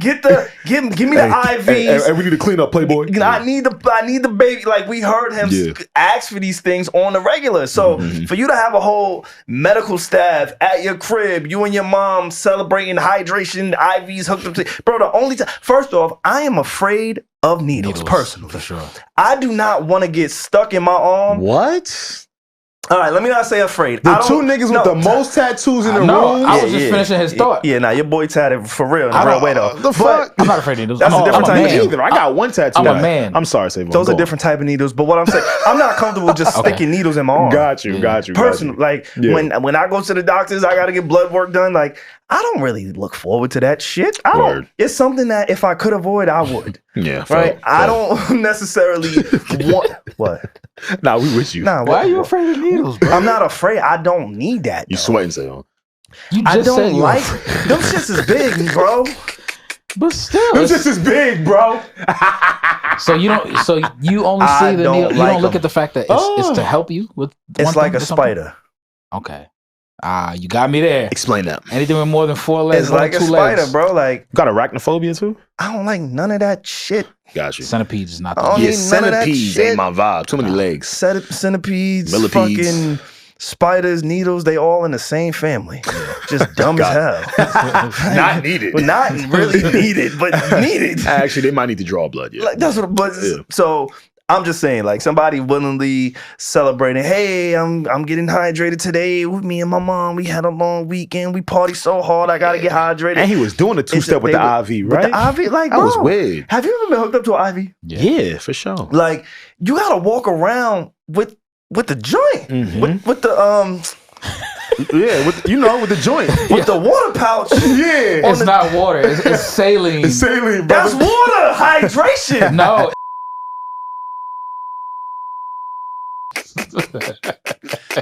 Gatorade is hydration. But you know what's funny? You said Gatorade. Cassie said that was the first time that they provided ecstasy to her. It was in Gatorade. Yeah. That was her first experience with drugs. I don't want to be a freak no more. I don't want to be a freak no more. We are going to continue to monitor this. I know by the time the next time we record, a ton more will be out. Yeah. So forgive us. Again, thank you to everybody who has their feet on the ground when it comes to this case and reporting this, because there are no cameras. It made me think about the Young Thug trial when there actually was cameras and video recordings, right? Yeah. Because it was a state case, they were allowed to have those kind of devices in there and broadcast it. Where the federal cases, we can't get those type of insights. So we have to take, the word of the people who are actually in the courtroom and reporting on it. So thank y'all for y'all work. Again, I think I said this last week. I'm looking forward to all of the documentaries that come out. And again, I do want to keep in mind that there are victims here. Yeah. No matter what it is that you think. First and foremost. Right. There are somebody's a victim somewhere. Absolutely. Right. And so definitely keep that in the forefront of these conversations. But it is really revealing to have one of our most prominent figures, especially in hip hop, have these things unveiled, and it allows for us to think. Again, the first thing I thought about, this is crazy, when he asked Cassie to rub the cum on his nipples was Fab. The first person you thought of? Fab gonna jump you for that. No, the first thing. I know, but clean it up. Wait, why? Because why you want to party? Well, what more partying can we do? Niggas know. But at the time, we all like. Yeah. Puff, you doing a lot. I see what you're saying. It's like we never connected the two. I didn't think it could go that crazy. Like he's branded his life as lifestyle and parties. Yeah. But you remember the 50-foot bed in his LA crib? Yeah. But at the time, I didn't think anything of it. But now we were so naive. Nah, facts. We just thought maybe it's just him. Life of the party. Maybe he got money. We are so naive. Yeah, what the fuck you need a 50,000 square foot bed in the backyard? That's what I'm saying, bro. Yeah. I was 21. What the fucking fuck? On a twin. Hello.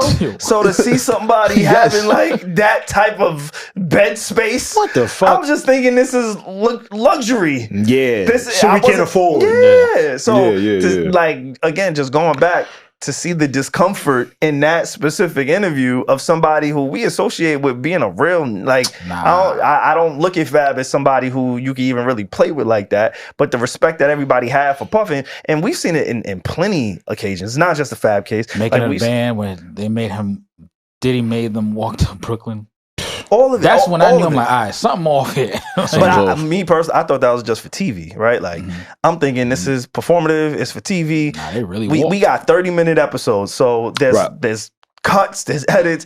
You hear him say it, and then it cuts to maybe them coming back, right? I don't necessarily remember the episode, but it's performative. Yeah. But the real life, again, in the interviews, in those interactions, some of the things that other people have said. I know we laugh about 50 Cent, and 50 Cent does a lot of trolling, but I think there's some truth in what it is that he said, or how he feels about. The shopping, taking him shopping. He has been saying, he has been alluding to Diddy's sexuality for over a decade. I'm glad you said that. I'm waiting for the domino to fall in this case with him and another man. Like I said, everything I've heard thus far has been him gooning in the corner, instructing. Don't ever looking at you. Ever do that motion with the hand gestures. Don't ever. Don't do that. Nah. And look at you. Or do it. Don't ever. What, I look like Puff to you? Nigga said gooning. I look like Puff to you? It was the hand motion that was. I ain't gonna lie. Not for nothing. He take this executive production shit serious. No, he do like EPing. He really EP shit. Yo, like he mean this shit, man. Yeah. I don't know, man. It's something to watch. They also said I think Philip is the sex worker. He had mentioned that Phil. At one point, at one point, they were engaging. Not him and Diddy, but Phil and Cassie were engaging, and then Phil caught Diddy's eye, and Diddy was like, yo, don't look at me. So now I'm thinking about everything 50 Cent has said or the things people have alleged about his sexuality, and I'm like, I don't know, man. But we will find out by the end of this case. Yeah. We absolutely will. All right. I want to say Jay-Z is the greatest. Why would you? Nah, Jay-Z got up out of this shit. Nah, that's what you told Joe Budden too, right?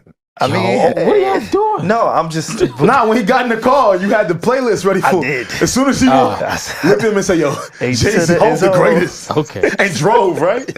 I know. Oh, my God. I'm just saying Hope is the greatest. But he got him out of the gut. I was talking about the story he told her. I was just trying to see what y'all was talking about. I bet. He just got up out of there. All the way out of there, man. All the way out of there. Real quick. Before we move on to the next topic, I know we got to talk about Tory Lanez a little bit. Pierre, I know you might have. Just relax. We gonna get to your guy. Calm down. Okay. Love. We gonna get to your guy. You good? Love the Tory. Yeah, just you sure? Know, yeah. But real quick, I want to talk Wale real quick, really quick, because he's somebody, he's actually been kind of teasing new music. He's been putting out new music. I seen him doing press. Yeah. He's somebody who's been very vocal about how he feels, his relationship with the media and with the industry. He was also somebody tied to one of the Diddy, Cassie stories throughout all of this madness. One of the story that may have probably went by the wayside, just because it's not as big as some of the other headlines in this thing. But I think anytime anybody who may have any type of story, right? Like, deny it. If Kid Cudi would... that's what he's doing. Yeah. That's what Wale do. I didn't even get there yet. Hung off a balcony. But anybody who may have any type of stories associated with Diddy is gonna come up. And so it came up this past week with Wale. I'll play the clip. We don't gotta stay long. We can move, react, whatever the case may be, but here it goes. Your name was brought up in something with the Diddy situation. Oh, my Wi-Fi might be a little... I told you I don't look at the account balance. I was about to say, see what happened? Shut off right now. No, you do actually. You check your account to pay your bill. You still ain't paid. My account might be healthy right now, which means I ain't paid a bill. So let me try Your name was brought up in something with the Diddy situation. Why are you asking me about that stuff? I was going to say, to clear it up, you weren't involved in it. I never got in an altercation with them. I've never been in an altercation with nobody in the industry. Yeah. I've had close calls, but not him. Like, he lying. Definitely. Like, it was made up by somebody who just trolling and it just went. Yeah, I know you are, because when they throw people's names in it, when you have nothing to do with it, I know that's like... That's a topic to go... You heard my man stumbling on his stories? It's not like Ryan Lester. No. Nah, that's preposterous, man. Yeah, I bet. Look, when like Ryan Leslie talking to Vlad. Yes. About Cassie and yes, he does. Wale, my man. Look, man. Hey, Wale, you like it, I love it. And what he's referring to is a story that Aunt Glizzy shared about one time Wale was talking to Cassie. Diddy found out and eventually hung him over a balcony. It was dangling his feet above the balcony. Yeah. Wale, I'm with you. You my Naija brother. It's okay.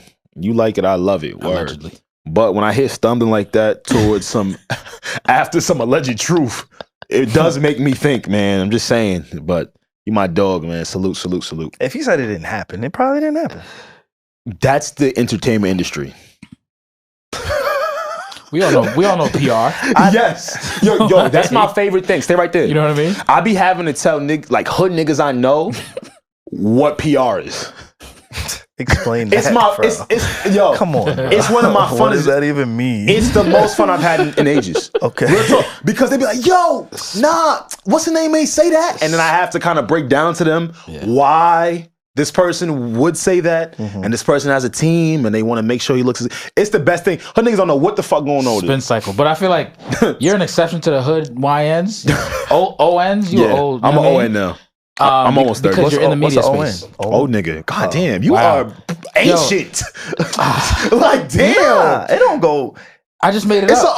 No, they've been saying it too. No, they don't. I never heard OG. Your algorithm is nobody knows about your algorithm. We're telling you what they saying. No, it makes sense. He told us he's retraining his algorithm, so he only sees NVIDIA and all that other stuff he was talking about. Right? Yeah, all that shit. Yeah. Salute. No, I'm gonna go right. See, I know I wasn't tripping. What happened? Somebody broke it down this week. Y'all ain't see the video? What happened? A man breaks down what the ages are. Oh, I saw that. I seen this. There's the LNs. I seen this. Yeah, we still It's the YNs. It's the BBs. It's the unks. Gotta get an age though. The OGs and the elders. ON is not a thing. You're not about to play me and make me seem like I'm really that out of touch. Nah, nobody is saying ON. Niggas is saying it, bro. It's okay for you to be a BB. What's a BB? A bad bitch? No, a big bro. Oh shit. See? I ain't know. You a big bro. Because they come after the YNs. That's some bullshit. Nah, everybody's saying big bro. That's what it is. It's the evolution of what these ON is not a thing. I'm not like, you're not gonna try to play me and say my algorithm is out of tune. Maybe I get it. In his region where he's from, they say BB. Because he sounded like he had an accent. Oh, well, how about this? If they not saying it, you ain't shit because you couldn't pick up on it quick. Fact. Nah. How's that? I said ON. He said, what's that? Because it don't even sound sexy. It don't sound sexy to say context ON. Clues. It's not sexy. This is stuff I was learning in school too. We went to school. Okay. What's the LN? A little. You don't want to know what I thought. What you think? I was thinking some Diddy shit. What'd you think? A long nigga. That's why I'm like. That's why I warned y'all. I warned y'all. I didn't know if he was reading from the case or not. I thought he pulled that from the case. Oh no! All right. Yo, Ellen. I'm just. Get me out of here. I'm serious. Ellen is for little niggas, man. Little niggas. And that's from a certain age group. Somebody say my name? Right? From 10 to 14, right? And then you got the YNs. Yeah. Right? That's a certain age group, maybe 15 to like 21, 22. Hell no. I'm a YN still. They say not. They say you're not. Bro, I got the list. BB. A big bro? You're a big bro. You a BB. Word? Yeah, man. I might be. You a BB. Wait, what's the age range for BB? BB. He don't got it. He just making shit up. That's how I know. Now we gonna play. I you trying to play me like I ain't got it. Yeah, what's the ages? Say the ages. He don't remember it. That's he don't. I don't need to. That's not my rule, but it made sense when homie said the shit for real. That's not his rule. But 26 to 35, 34. That's big bro. BB. We BB. 26. He said 26. 26 to 35. Nah, I'm not. 26 is still YN. No, it's not. 27. You in the NBA. Yeah. 26 is a veteran. Those the big bros on the team. That's not true. If you did 4 years in college, you still a YN technically. There are some draft. Yeah. Wait, what? If you did 4 years in college? Yeah, if you did 4 years, like if you went all 4 years. When you get out, you're 22, 21, whatever. That's what I'm saying though. But those are YNs. I know, but I'm saying in the NBA years, you would have only have played in the NBA 3 or 4 years. At 26, Jason Tatum. 22, Jaylen Brown. 3, yeah, they're not YNs, bro. That's big bro to the YNs. Salute. They about 26, 27, right? If you reclass. Now we gonna break it down because you thought you was a long. The fuck? I'm like, yo, why they naming me 44?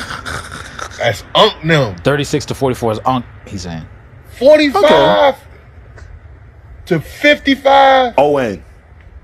Nah. That's OG now. OG now. OG. That's OG. OG. Now, when you start getting into the 60s and 70s, that's ON. Respect your elders. That's the elders. That's the elders. Okay. I'm a Thank you for that breakdown. I'm a tweener. You're a tweener. Yeah. Nah, you're on the cusp. Yeah, he's on the cusp. I'm BB and Unk. Yeah, I'm 36. You are Unk. Can't front you, Unk, brother. He is Unk as hell. You Unk, brother. You can't be a hybrid. You think you're trying to hold on to I'm a hybrid, bro. You gotta let it go. I thought you was going to lie and say 35. I would have gave it to you, but 36, you Unk, brother. He ain't trying to let it go. I'm closer to 35. Let it go. Nah, he look good. I mean, I'm BB, bro. Let it go. Yo, stop doing that to my man, but my man look good. He a hater. That makes sense because I was getting on him for his education. Excuse me, his lack thereof. Yo, Chad, that's my man. We come from the same places. And we the BBs. We the BB Bros. I'll be a big bro. You know what's funny? My little cousin, I gave him a birthday gift, and he definitely did call me big bro. Nah, yeah, I'm telling you, you are not a YN, bro. Damn, my YN we switched that up. I'm an LN too, by the way. All right, now let's get to what it is you want to talk about. Actually, it's really a sad kind of case, disturbing case. Yeah, for sure. Polarizing in a way too. I don't know what your algorithm been feeding y'all, but I've been seeing a lot of mixed conversations and discussions around Mr. Tory Lanez. Yeah. Tory Lanez was stabbed in prison. 14 times allegedly, which sounds crazy. The first thing I heard when I heard stabbed 14 times, I heard somebody tried to take his life. For sure. Yeah. Because you might try, it's like I might poke you twice and be like, not me, but somebody may poke you once or twice and be like, I'm just trying to maybe defend myself. Yeah. Or maybe I'm just trying to harm you to let you know I'm willing to do that. What? 14 is egregious. 14? You are trying to send a nigga to the upper room. No cap. And you trying to make him meet his maker. It was where he was stabbed too. Where was he stabbed? Because you know his body. Yeah. So I'll read you. Pierre does know. That's my man's. You say he was better than Michael Jackson? For sure. To my standards. Pierre. To my standards. This ain't that. Stop. This ain't that. This ain't that. All right. Cool bigger and better things, right? This ain't that. Bigger and better things. Let's talk about Tory. You should. So he had 7 wounds on his back, 4 on his torso, and 2 on the back of his head, and he had 2 collapsed lungs. But at the time of that this was, said, there were conflicting reports. Some said TMZ, I think, said he wasn't in critical condition, and then other outlets said he was in critical condition. So when I heard this, I was playing golf, right? And I'm on the green, enjoying the day. It was beautiful weather, and I'm just like, wait, how does this just happen like this, right? When you're in prison? Shit happen like that. Nah, for sure. In California, and shit happens like that. I hear that prison politics are way different than just normal day-to-day life. Tory was doing a lot of good initiatives there. He also did talk about catching fades and whatnot. Again, that's to the prison politics. Hey, I'm a bit of an apologetic. Nah. He was in there singing for the inmates, right? Nah, I'm saying he wasn't on no R. Kelly. Good initiatives. I'm saying. Let me just wax apologist for a second, right? So, Tory has I think he calls it the Hands of God Fund, where he is paying basically. Tory got to chill. No, that's not. He's doing. Keep going. I know. He's helping out inmates that have like long prison sentences. Okay. Just to get himself. Him and his team helping himself out to basically try to get their sentences reduced. Yeah. Could Tory help his own case? No, he is. Okay, but he still did. And there's a lot of, I'm not going to get into it, but there's a lot of facts that are still kind of like. All right, man. Let's talk about what happened. Yeah, so he was basically stabbed. Allegedly by Mexicans, by a Mexican, let me say. Yeah, it's a Mexican a sole person. Yeah. And from what I'm seeing is happening online, they're saying that the person who stabbed him felt like he had too much clout in jail. Apparently he was protected. See? Yeah, Yeah, keep going, P. Yeah, that he was protected, and he had a lot of people's ears. Again, he's putting money on people's books, and I guess in jail, that's not something that you want other people to do for the other inmates. Yeah, when you're the guy in there, it's gonna come with some hate. Yeah, anywhere, right? And then you're a prominent celebrity for sure that has some money for books and has some money to just have a little bit of say in there. Yeah, man, they're gonna get a little tight at you. I think overall, I don't know if y'all saw it on my timeline. A lot of people was rejoicing at the fact that on Twitter. A lot of people. Okay, that's weird. There's a lot of people rejoicing about it. I'm here to make jokes, but it's almost like the Kendrick and Drake thing that's synonymous at this point. Meg and Tory. So. The stands for Tory, for Meg is going to come out, and the people who support her is going to feel how they feel and say what they, like I heard somebody say, did anybody see him get stabbed 14 times? Like, in reference to what people were saying about Meg getting shot, right? So that commentary came up. People stupid. That's what I'm saying. Like, this is probably one of the most polarizing conversations and cases in hip-hop, depending on what you believe and whose side you're on and whatever happened. Yeah. What we do know is one person is free and one person is locked up. And I'm not in the court system. Like, it's not up to my personal interpretation. But somebody getting stabbed no matter what, just like somebody getting shot no matter what, is a sad thing. Like, it's just, I don't wish that. Yeah, like, it's nothing to celebrate, right? Like, nobody should have rejoiced when it happened to Meg, when she was a victim of something. Just like I feel the same thing with Tory Lanez. I think there's going to be more to be revealed.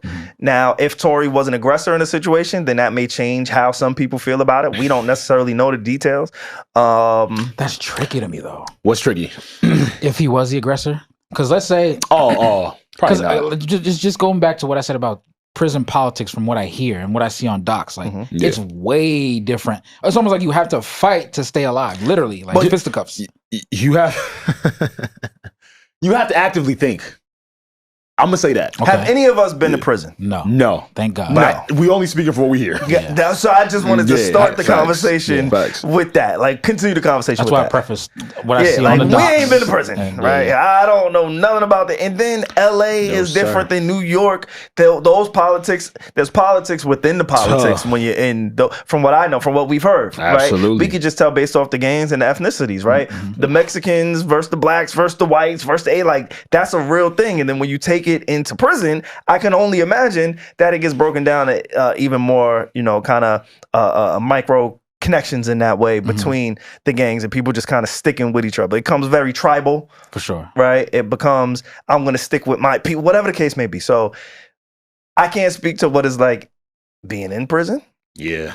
I will say this though, man. Yeah. Tory Pray has been working. You said that nigga got stabbed 14 times, had 2 collapsed lungs, is now breathing on his own. Yeah. His team is going to push for some sort of a reduction on his sentence. People are questioning why he's not in protective custody. For sure. Newsflash, I ain't shit to do there. Can't watch TV. The only type of workout you could do is push-ups. You're going to be out there like Alex. That's all I do, push-ups. Now he said I'm serious. Now, I'm glad you actually mentioned that, because we started the conversation with you explaining what PR is to some of your people sometimes, right? Yes. The Mexican, the alleged Mexican who stabbed him probably does not, I'm going to assume, doesn't have the PR team or the resources that Tory Lanez has. No. The story is not who stabbed who. The story is who got stabbed for a reason, because it's Tory Lanez. So that's another thing, right? Like, they have the power to skew whatever it is that's being fed to the media. Because, again, the person who did it to him doesn't have the voice, doesn't have the microphone. And I don't know what happened. I will say, for anybody who was harmed, he seems to be harmed, and the victims, prayers up, speedy recovery. But we don't know, and we're only going to hear from his side because he's the one who has the magnifying glass. I just hope he gets better. and we'll see what kind of comes of this. It'll be interesting if he tries to use this as a way to get out. I wonder. I can only imagine he's been trying everything. Because he uses as a way to get a reduction. He's literally been doing everything to get out. So I'm curious to see what the aftermath is. Also, I'm seeing certain people. I'm sorry, B. I'm seeing certain people say, "Oh, he set that up himself." I'm telling y'all right now, if there's any nigga dumb enough to set himself up getting stabbed 14 times, deserve to be in jail. And I'm talking about in areas like around your head, your back. These are not just like, oh yeah, just stab me on my arm real quick. No, these are just very particular areas for damage. Definitely tried to take him out. Last month, Tory was on the Full Send podcast, kind of just talking about his experience in jail and kind of his outlook and how he's seeing it, how he's dealing with it. You know, putting out the album. And he seemed to be in good spirits. He seemed to have like a good head on his shoulder. He was talking about how like he feels like this was an ordained time for him, and it kind of kept him, how would I like ordained in the sense of like God, like this is God's way of saying, hey, like you need to you're moving really fast. You need to slow down. So let me put you in a state where you're gonna be forced to slow down. And he's saying like basically he's kind of seeing the light. And seeing how he can help out now with the Hands of God project and everything like that. Now, you gotta find God. Absolutely. After you almost go? Yeah. No, before that. Oh, you right. Even to be put in jail, because most people don't, I don't want to go down this rabbit hole, but some people don't see jail as rehabilitative. Right. That's true. Depending on it's different for everyone. What region of the world you're in. Some people go to jail for 20 years, come back a different person. Some people go to jail for 20 years, kill a person in 2 weeks. Yeah. Yeah, it's tough. It's a toss-up. Very tricky. I saw a video of a dude who just got out of jail. He tried to rob a white dude, black guy, Times Square. He tried to rob the dude. He said, yo, can you fucking, like, at first he asked him, hey man, I'm struggling. Can I get some money? Gotta be nice first. Lead with love. Lead with love. And then he realized that the guy was recording with his shades, and he saw the camera meta glasses on his shades, and his whole energy changed. I bet it did. So I'm going back to your point. I bet it did. Jail and prison is not necessarily rehabbing. It's kind of a mindset. And yeah, man, this is fucking crazy. It's not a traditional way to look at it, rehab. Yeah, but certain people will do that themselves. Yeah. I'm gonna see if I can find that video. It's actually pretty funny. Yeah. What else? Is there anything else that we necessarily need to talk about? We got to Puff and his nasty ass. We got the Joey. We got the Tory. SZA, Kaytranada. What'd you see? They came to Brooklyn. Shout out to them. They was in the town. The after party. They were Kendrick and SZA just did the MetLife show. And they had an after party at I forget the name of the club, but Kaytranada was DJing, and I'm not gonna lie, had it going up. Alex has been a theme, right? At one part of the video, Kaytranada, shout out to Zoe, he's Haitian. Okay. Tapped SZA on the shoulder. Let me hit that, yo. And he was like, "Hey, let me get the spliff." Hey, yo, I need a hit of that. Yo, the way he took the spliff from SZA and smoked it, I thought of Alex. I was about to call That's you. Crazy. Like, Do hey, not Alex, think of me. You have competition. Do not think of me. He took it and smoked it like I can't even. He was just like an airbender. To not put his lip on the other end. He was just like, and then smoked it. I was still like, high from the edible I took 2 weeks ago. I still can't believe you did that. I'm a dumbass. 5,000 milligrams? I'm gonna show you. Have you ever seen? Like, what the fuck is wrong with you? I took a picture just for you. No, you know what? I'm gonna bring you. Why I did this? No. I'm gonna. You ever seen one of those? I ain't never seen one of those. But what I am. Oh, what the fuck? This is a groundbreaking moment. This is. Oh yeah, those are some. SaVon just said, "Why did dumbass?" Yeah, it's coming to. I don't know why you did that, but I want to bring in 5,000 milligrams worth of marijuana. Nah, don't do that to me. For you to see, it's illegal now. We good. We good, y'all. Look at y'all getting scary. Damn, I can't. Just talking about jail. I can't bust no jab with y'all niggas. Damn. No. What's up with y'all? Y'all tensing I'm a up. law-abiding citizen. What's up with y'all? Damn, I just had a kid. I can't. I don't want to be any. All right, you right. I'm sorry. You know me. You're not gonna hop in. I'm with whatever. You gonna hop in a car while I'm busting? I'm with whatever. All right. Whatever you need, bro. Like, you know. You scared me just right there. For what? You was acting all scared just now. How? When I said what I said, that's what'd you say?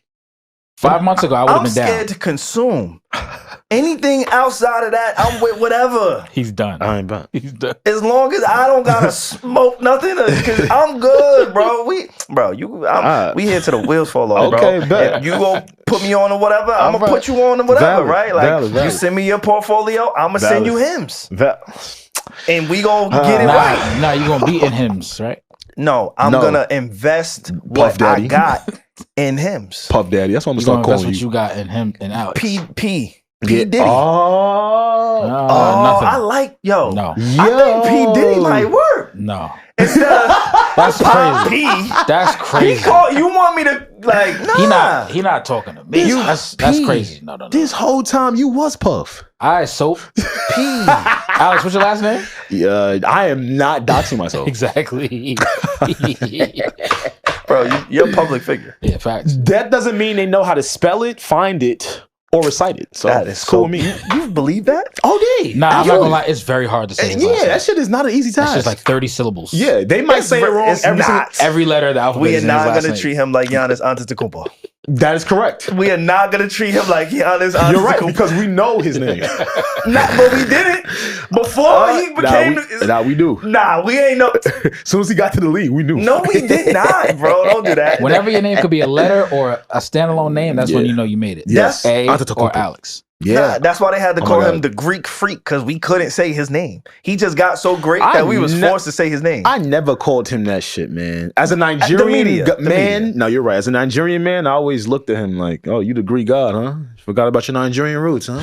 Nah, he would play for Nigeria. No, he wouldn't. You don't think so? Nah, he said he want to play for. He actually played for Greek. Did he grow up in Nigeria at all? Do you know? His parents did. They left from there to Greece, so I get why. Got it. So got it. Okay, yeah, but he is Nigerian. He is Nigerian. Clearly, facts. Clearly, he's a black man. I get it. Talking about he Greek. If we're gonna change name, just call me LN now. We won't, and we won't. I'll take that. That's my name. We won't. Puff Daddy is way so aggy. Nah, I rebuke that in the name of Jesus. The D, the I, the D, the D, the Y. Don't sing that. What's that song he had with G Dep? Oh, take this money. Take this money. This money. Ain't no way you can take this from the Harlem Shake. Yeah, that was a fire music video. Get in your bag. That's my. We can't do that. We can't do that. Yes, I can. I'm on the side of G Dep. Hold on. Huh? SaVon. What happened? Can you what do you call that? Harlem Shake? Yeah. Let me see. Why? He got a drink. Because Alex just did it, and you was hating. You said you can't do that. Nah, I would never hate. Yo. Let me see. I'm never hate on my brother. Show the people. I don't need to show the people. Hey, I'm on the side of G Dep and them. Okay. All the Bad Boy members. Mm-hmm. So I can sing that. Okay. This is gonna be an interesting case. God damn, I can't. Like, I just want to. I'm nosy, bro. I'm right now. I just want to know. Same. I just want to know. Like, I literally just want to know. What's the thing you want to know the most before we leave? I want to. Because for me, I think it was the baby oil thing. Like, for some reason, that has really stuck with me. Like, what is like? Did y'all lace? Yeah, did y'all lace that shit? That's one of the things. But I wouldn't be. I want to know the things that I would be surprised at. I want to know his co-conspirators. I want to know the other participants. Yes. I want to know the celebrities who. Because calling the Rico. I'm gonna say a name. We could mark the name in case y'all feel like we should bleep it. I just want to give a whatever preference.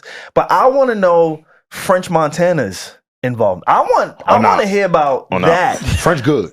I don't know. Nah, French got out of there. Nah, you making a point. No, but there was there was errors, right? Because there's Diddy errors, right? There's Diddy errors. Yeah. There was the music, the Bad Boy, and then it became the lifestyle, the Puff, we just in the yachts. Like, Bad Boy Records wasn't a thing in 2015, but there was still artists and people who were repping Bad Boy. Yeah. I like, that's what I want to know.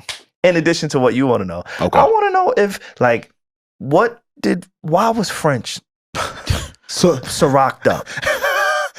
It sounds like you're curious for some Codys, and I'm with you because, again, they're calling this a RICO. RICO cases usually involve multiple people. And I don't necessarily want to see where they get to that. I don't necessarily want to see him be indicted or be locked up. Yeah, I just want to know, what do you know? Like, why were you there? Phosphor Bentley. What do you guys know? What did you guys protect? Lorian. What have y'all been protecting? And also, what did you receive in exchange for this information? Or your involvement? Like, that's what I necessarily want to know, because this dude cast such a wide net over the industry for so long. And they're not just keeping it in our culture. Like, I've seen you and Ashton Kutcher be buddy. Yo. Like, I want to know that. Ashton, yeah, freaking buddy. Ashton, I saw you. I want to know that. You're my dog, though. Cause man, it gets deep. No Diddy, man. No Diddy. It does get deep. Speaking deeper. SaVon. Sorry. I hope. They got excited. Hey, also before we get out of here, those of you out there, go check on Offset, man. Go check on our guy Offset, man. If you know, you know. Now it makes sense why he was in the gym. Yeah, I've been told y'all. When you see one of them athlete niggas overperforming you just gotta crash out. You just gotta crash out, man. You know, and shout out to the Knicks. Hopefully they can continue what they're doing in the playoffs. But it's good to see Cardi outside or a new thing. But hey, y'all, they were at game 3 together. Check on game 4. Check on Offset. That's all I got. That's my dog too. That's my dog for sure. For sure. That's it, man. We cool? I think so. Yeah, man. I just crash out sometimes if you Offset. Yeah, if I'm he do the wrong crashing out. He never picked the good moments. He start hacking his own account. He do. Talking about I won. Not even that. What he say? I won. Nah, bro. When he was talking about dick and balls. Oh, I ain't catch that one. This nigga's lying, bro. Nah. Tell me what he said. I hate how y'all do this shit. I'm not doing anything. I'm not doing anything. Don't crash out. I remember the classic I won, and then he lost. That's not a crash out. That's just some bullshit. I'm talking when he fake being hacked. Oh, you talking about the fake being hacked. Yeah. Okay. But that was now you remember. I remember that, yeah. But that wasn't him. It was him, bro. I'm telling you. He said some wild shit about himself. We say. Let me read it. Yeah, you read that. I don't got no problem. You try to. I don't got no problem with it. What he said when he got fake hacked. I'm an LN. What is that? He said, I lick ass cheeks. He said, I'm gay, y'all. And balls in my face. He did not. No. That's a fake hack. No. That's a real hack. No, because if I'm a fake hack myself, I'm going to make myself sound a little swaggier. Just a little bit. I wouldn't go all the way there. You know what I mean? Like, I would leave some room for normalcy, just a tad bit. I see what you're saying. Yeah, like that's all the way. It's a fake hack because he didn't change his aesthetic of typing, right? Because this is what he also did the following week. Why you got me reading everything, nigga? You read some shit. I read Boosie shit. Oh, you did, yeah. Had you last week, by the way. My new bitch Bada. Yeah, that's the same tone. Yeah, check on Offset, y'all. Check on Offset, man. Check on Offset. Maintain composure at all times. At all times. This has been fun. This has been real. Thank y'all for. Oh shit! I hope they made it this far. I forgot to tell people we gonna be playing musical chairs a little bit. Oh shit! Yes. But fuck it. If you made it this far, that means y'all really rock with us. Facts. We are gonna include some friends that we love, some people that we love. Yeah, some new faces, some new voices, some new opinions. So please make sure y'all tap in. Again, we appreciate y'all rocking with us. You know what I'm saying? Like. Podcast and shit. Facts. Every week is something new, as in the Diddy case and as in life. For real, right? For real. Alex, you got any parting words? Yeah, man. Let her go. Let her go. She moved on. All right. And he eat it better than you. Wait, what? You are BB. And I am a big brother. And you are an ON. Nah. I fuck with you. And I'm an LN. This has been the Need to Know podcast. The D, the I. What you need to know. P. Diddy. When you need to know. Don't you? What you need to know when you need to know on the Need to Know podcast. Don't forget to like, subscribe, and comment. We will be back next week. Signing off, y'all.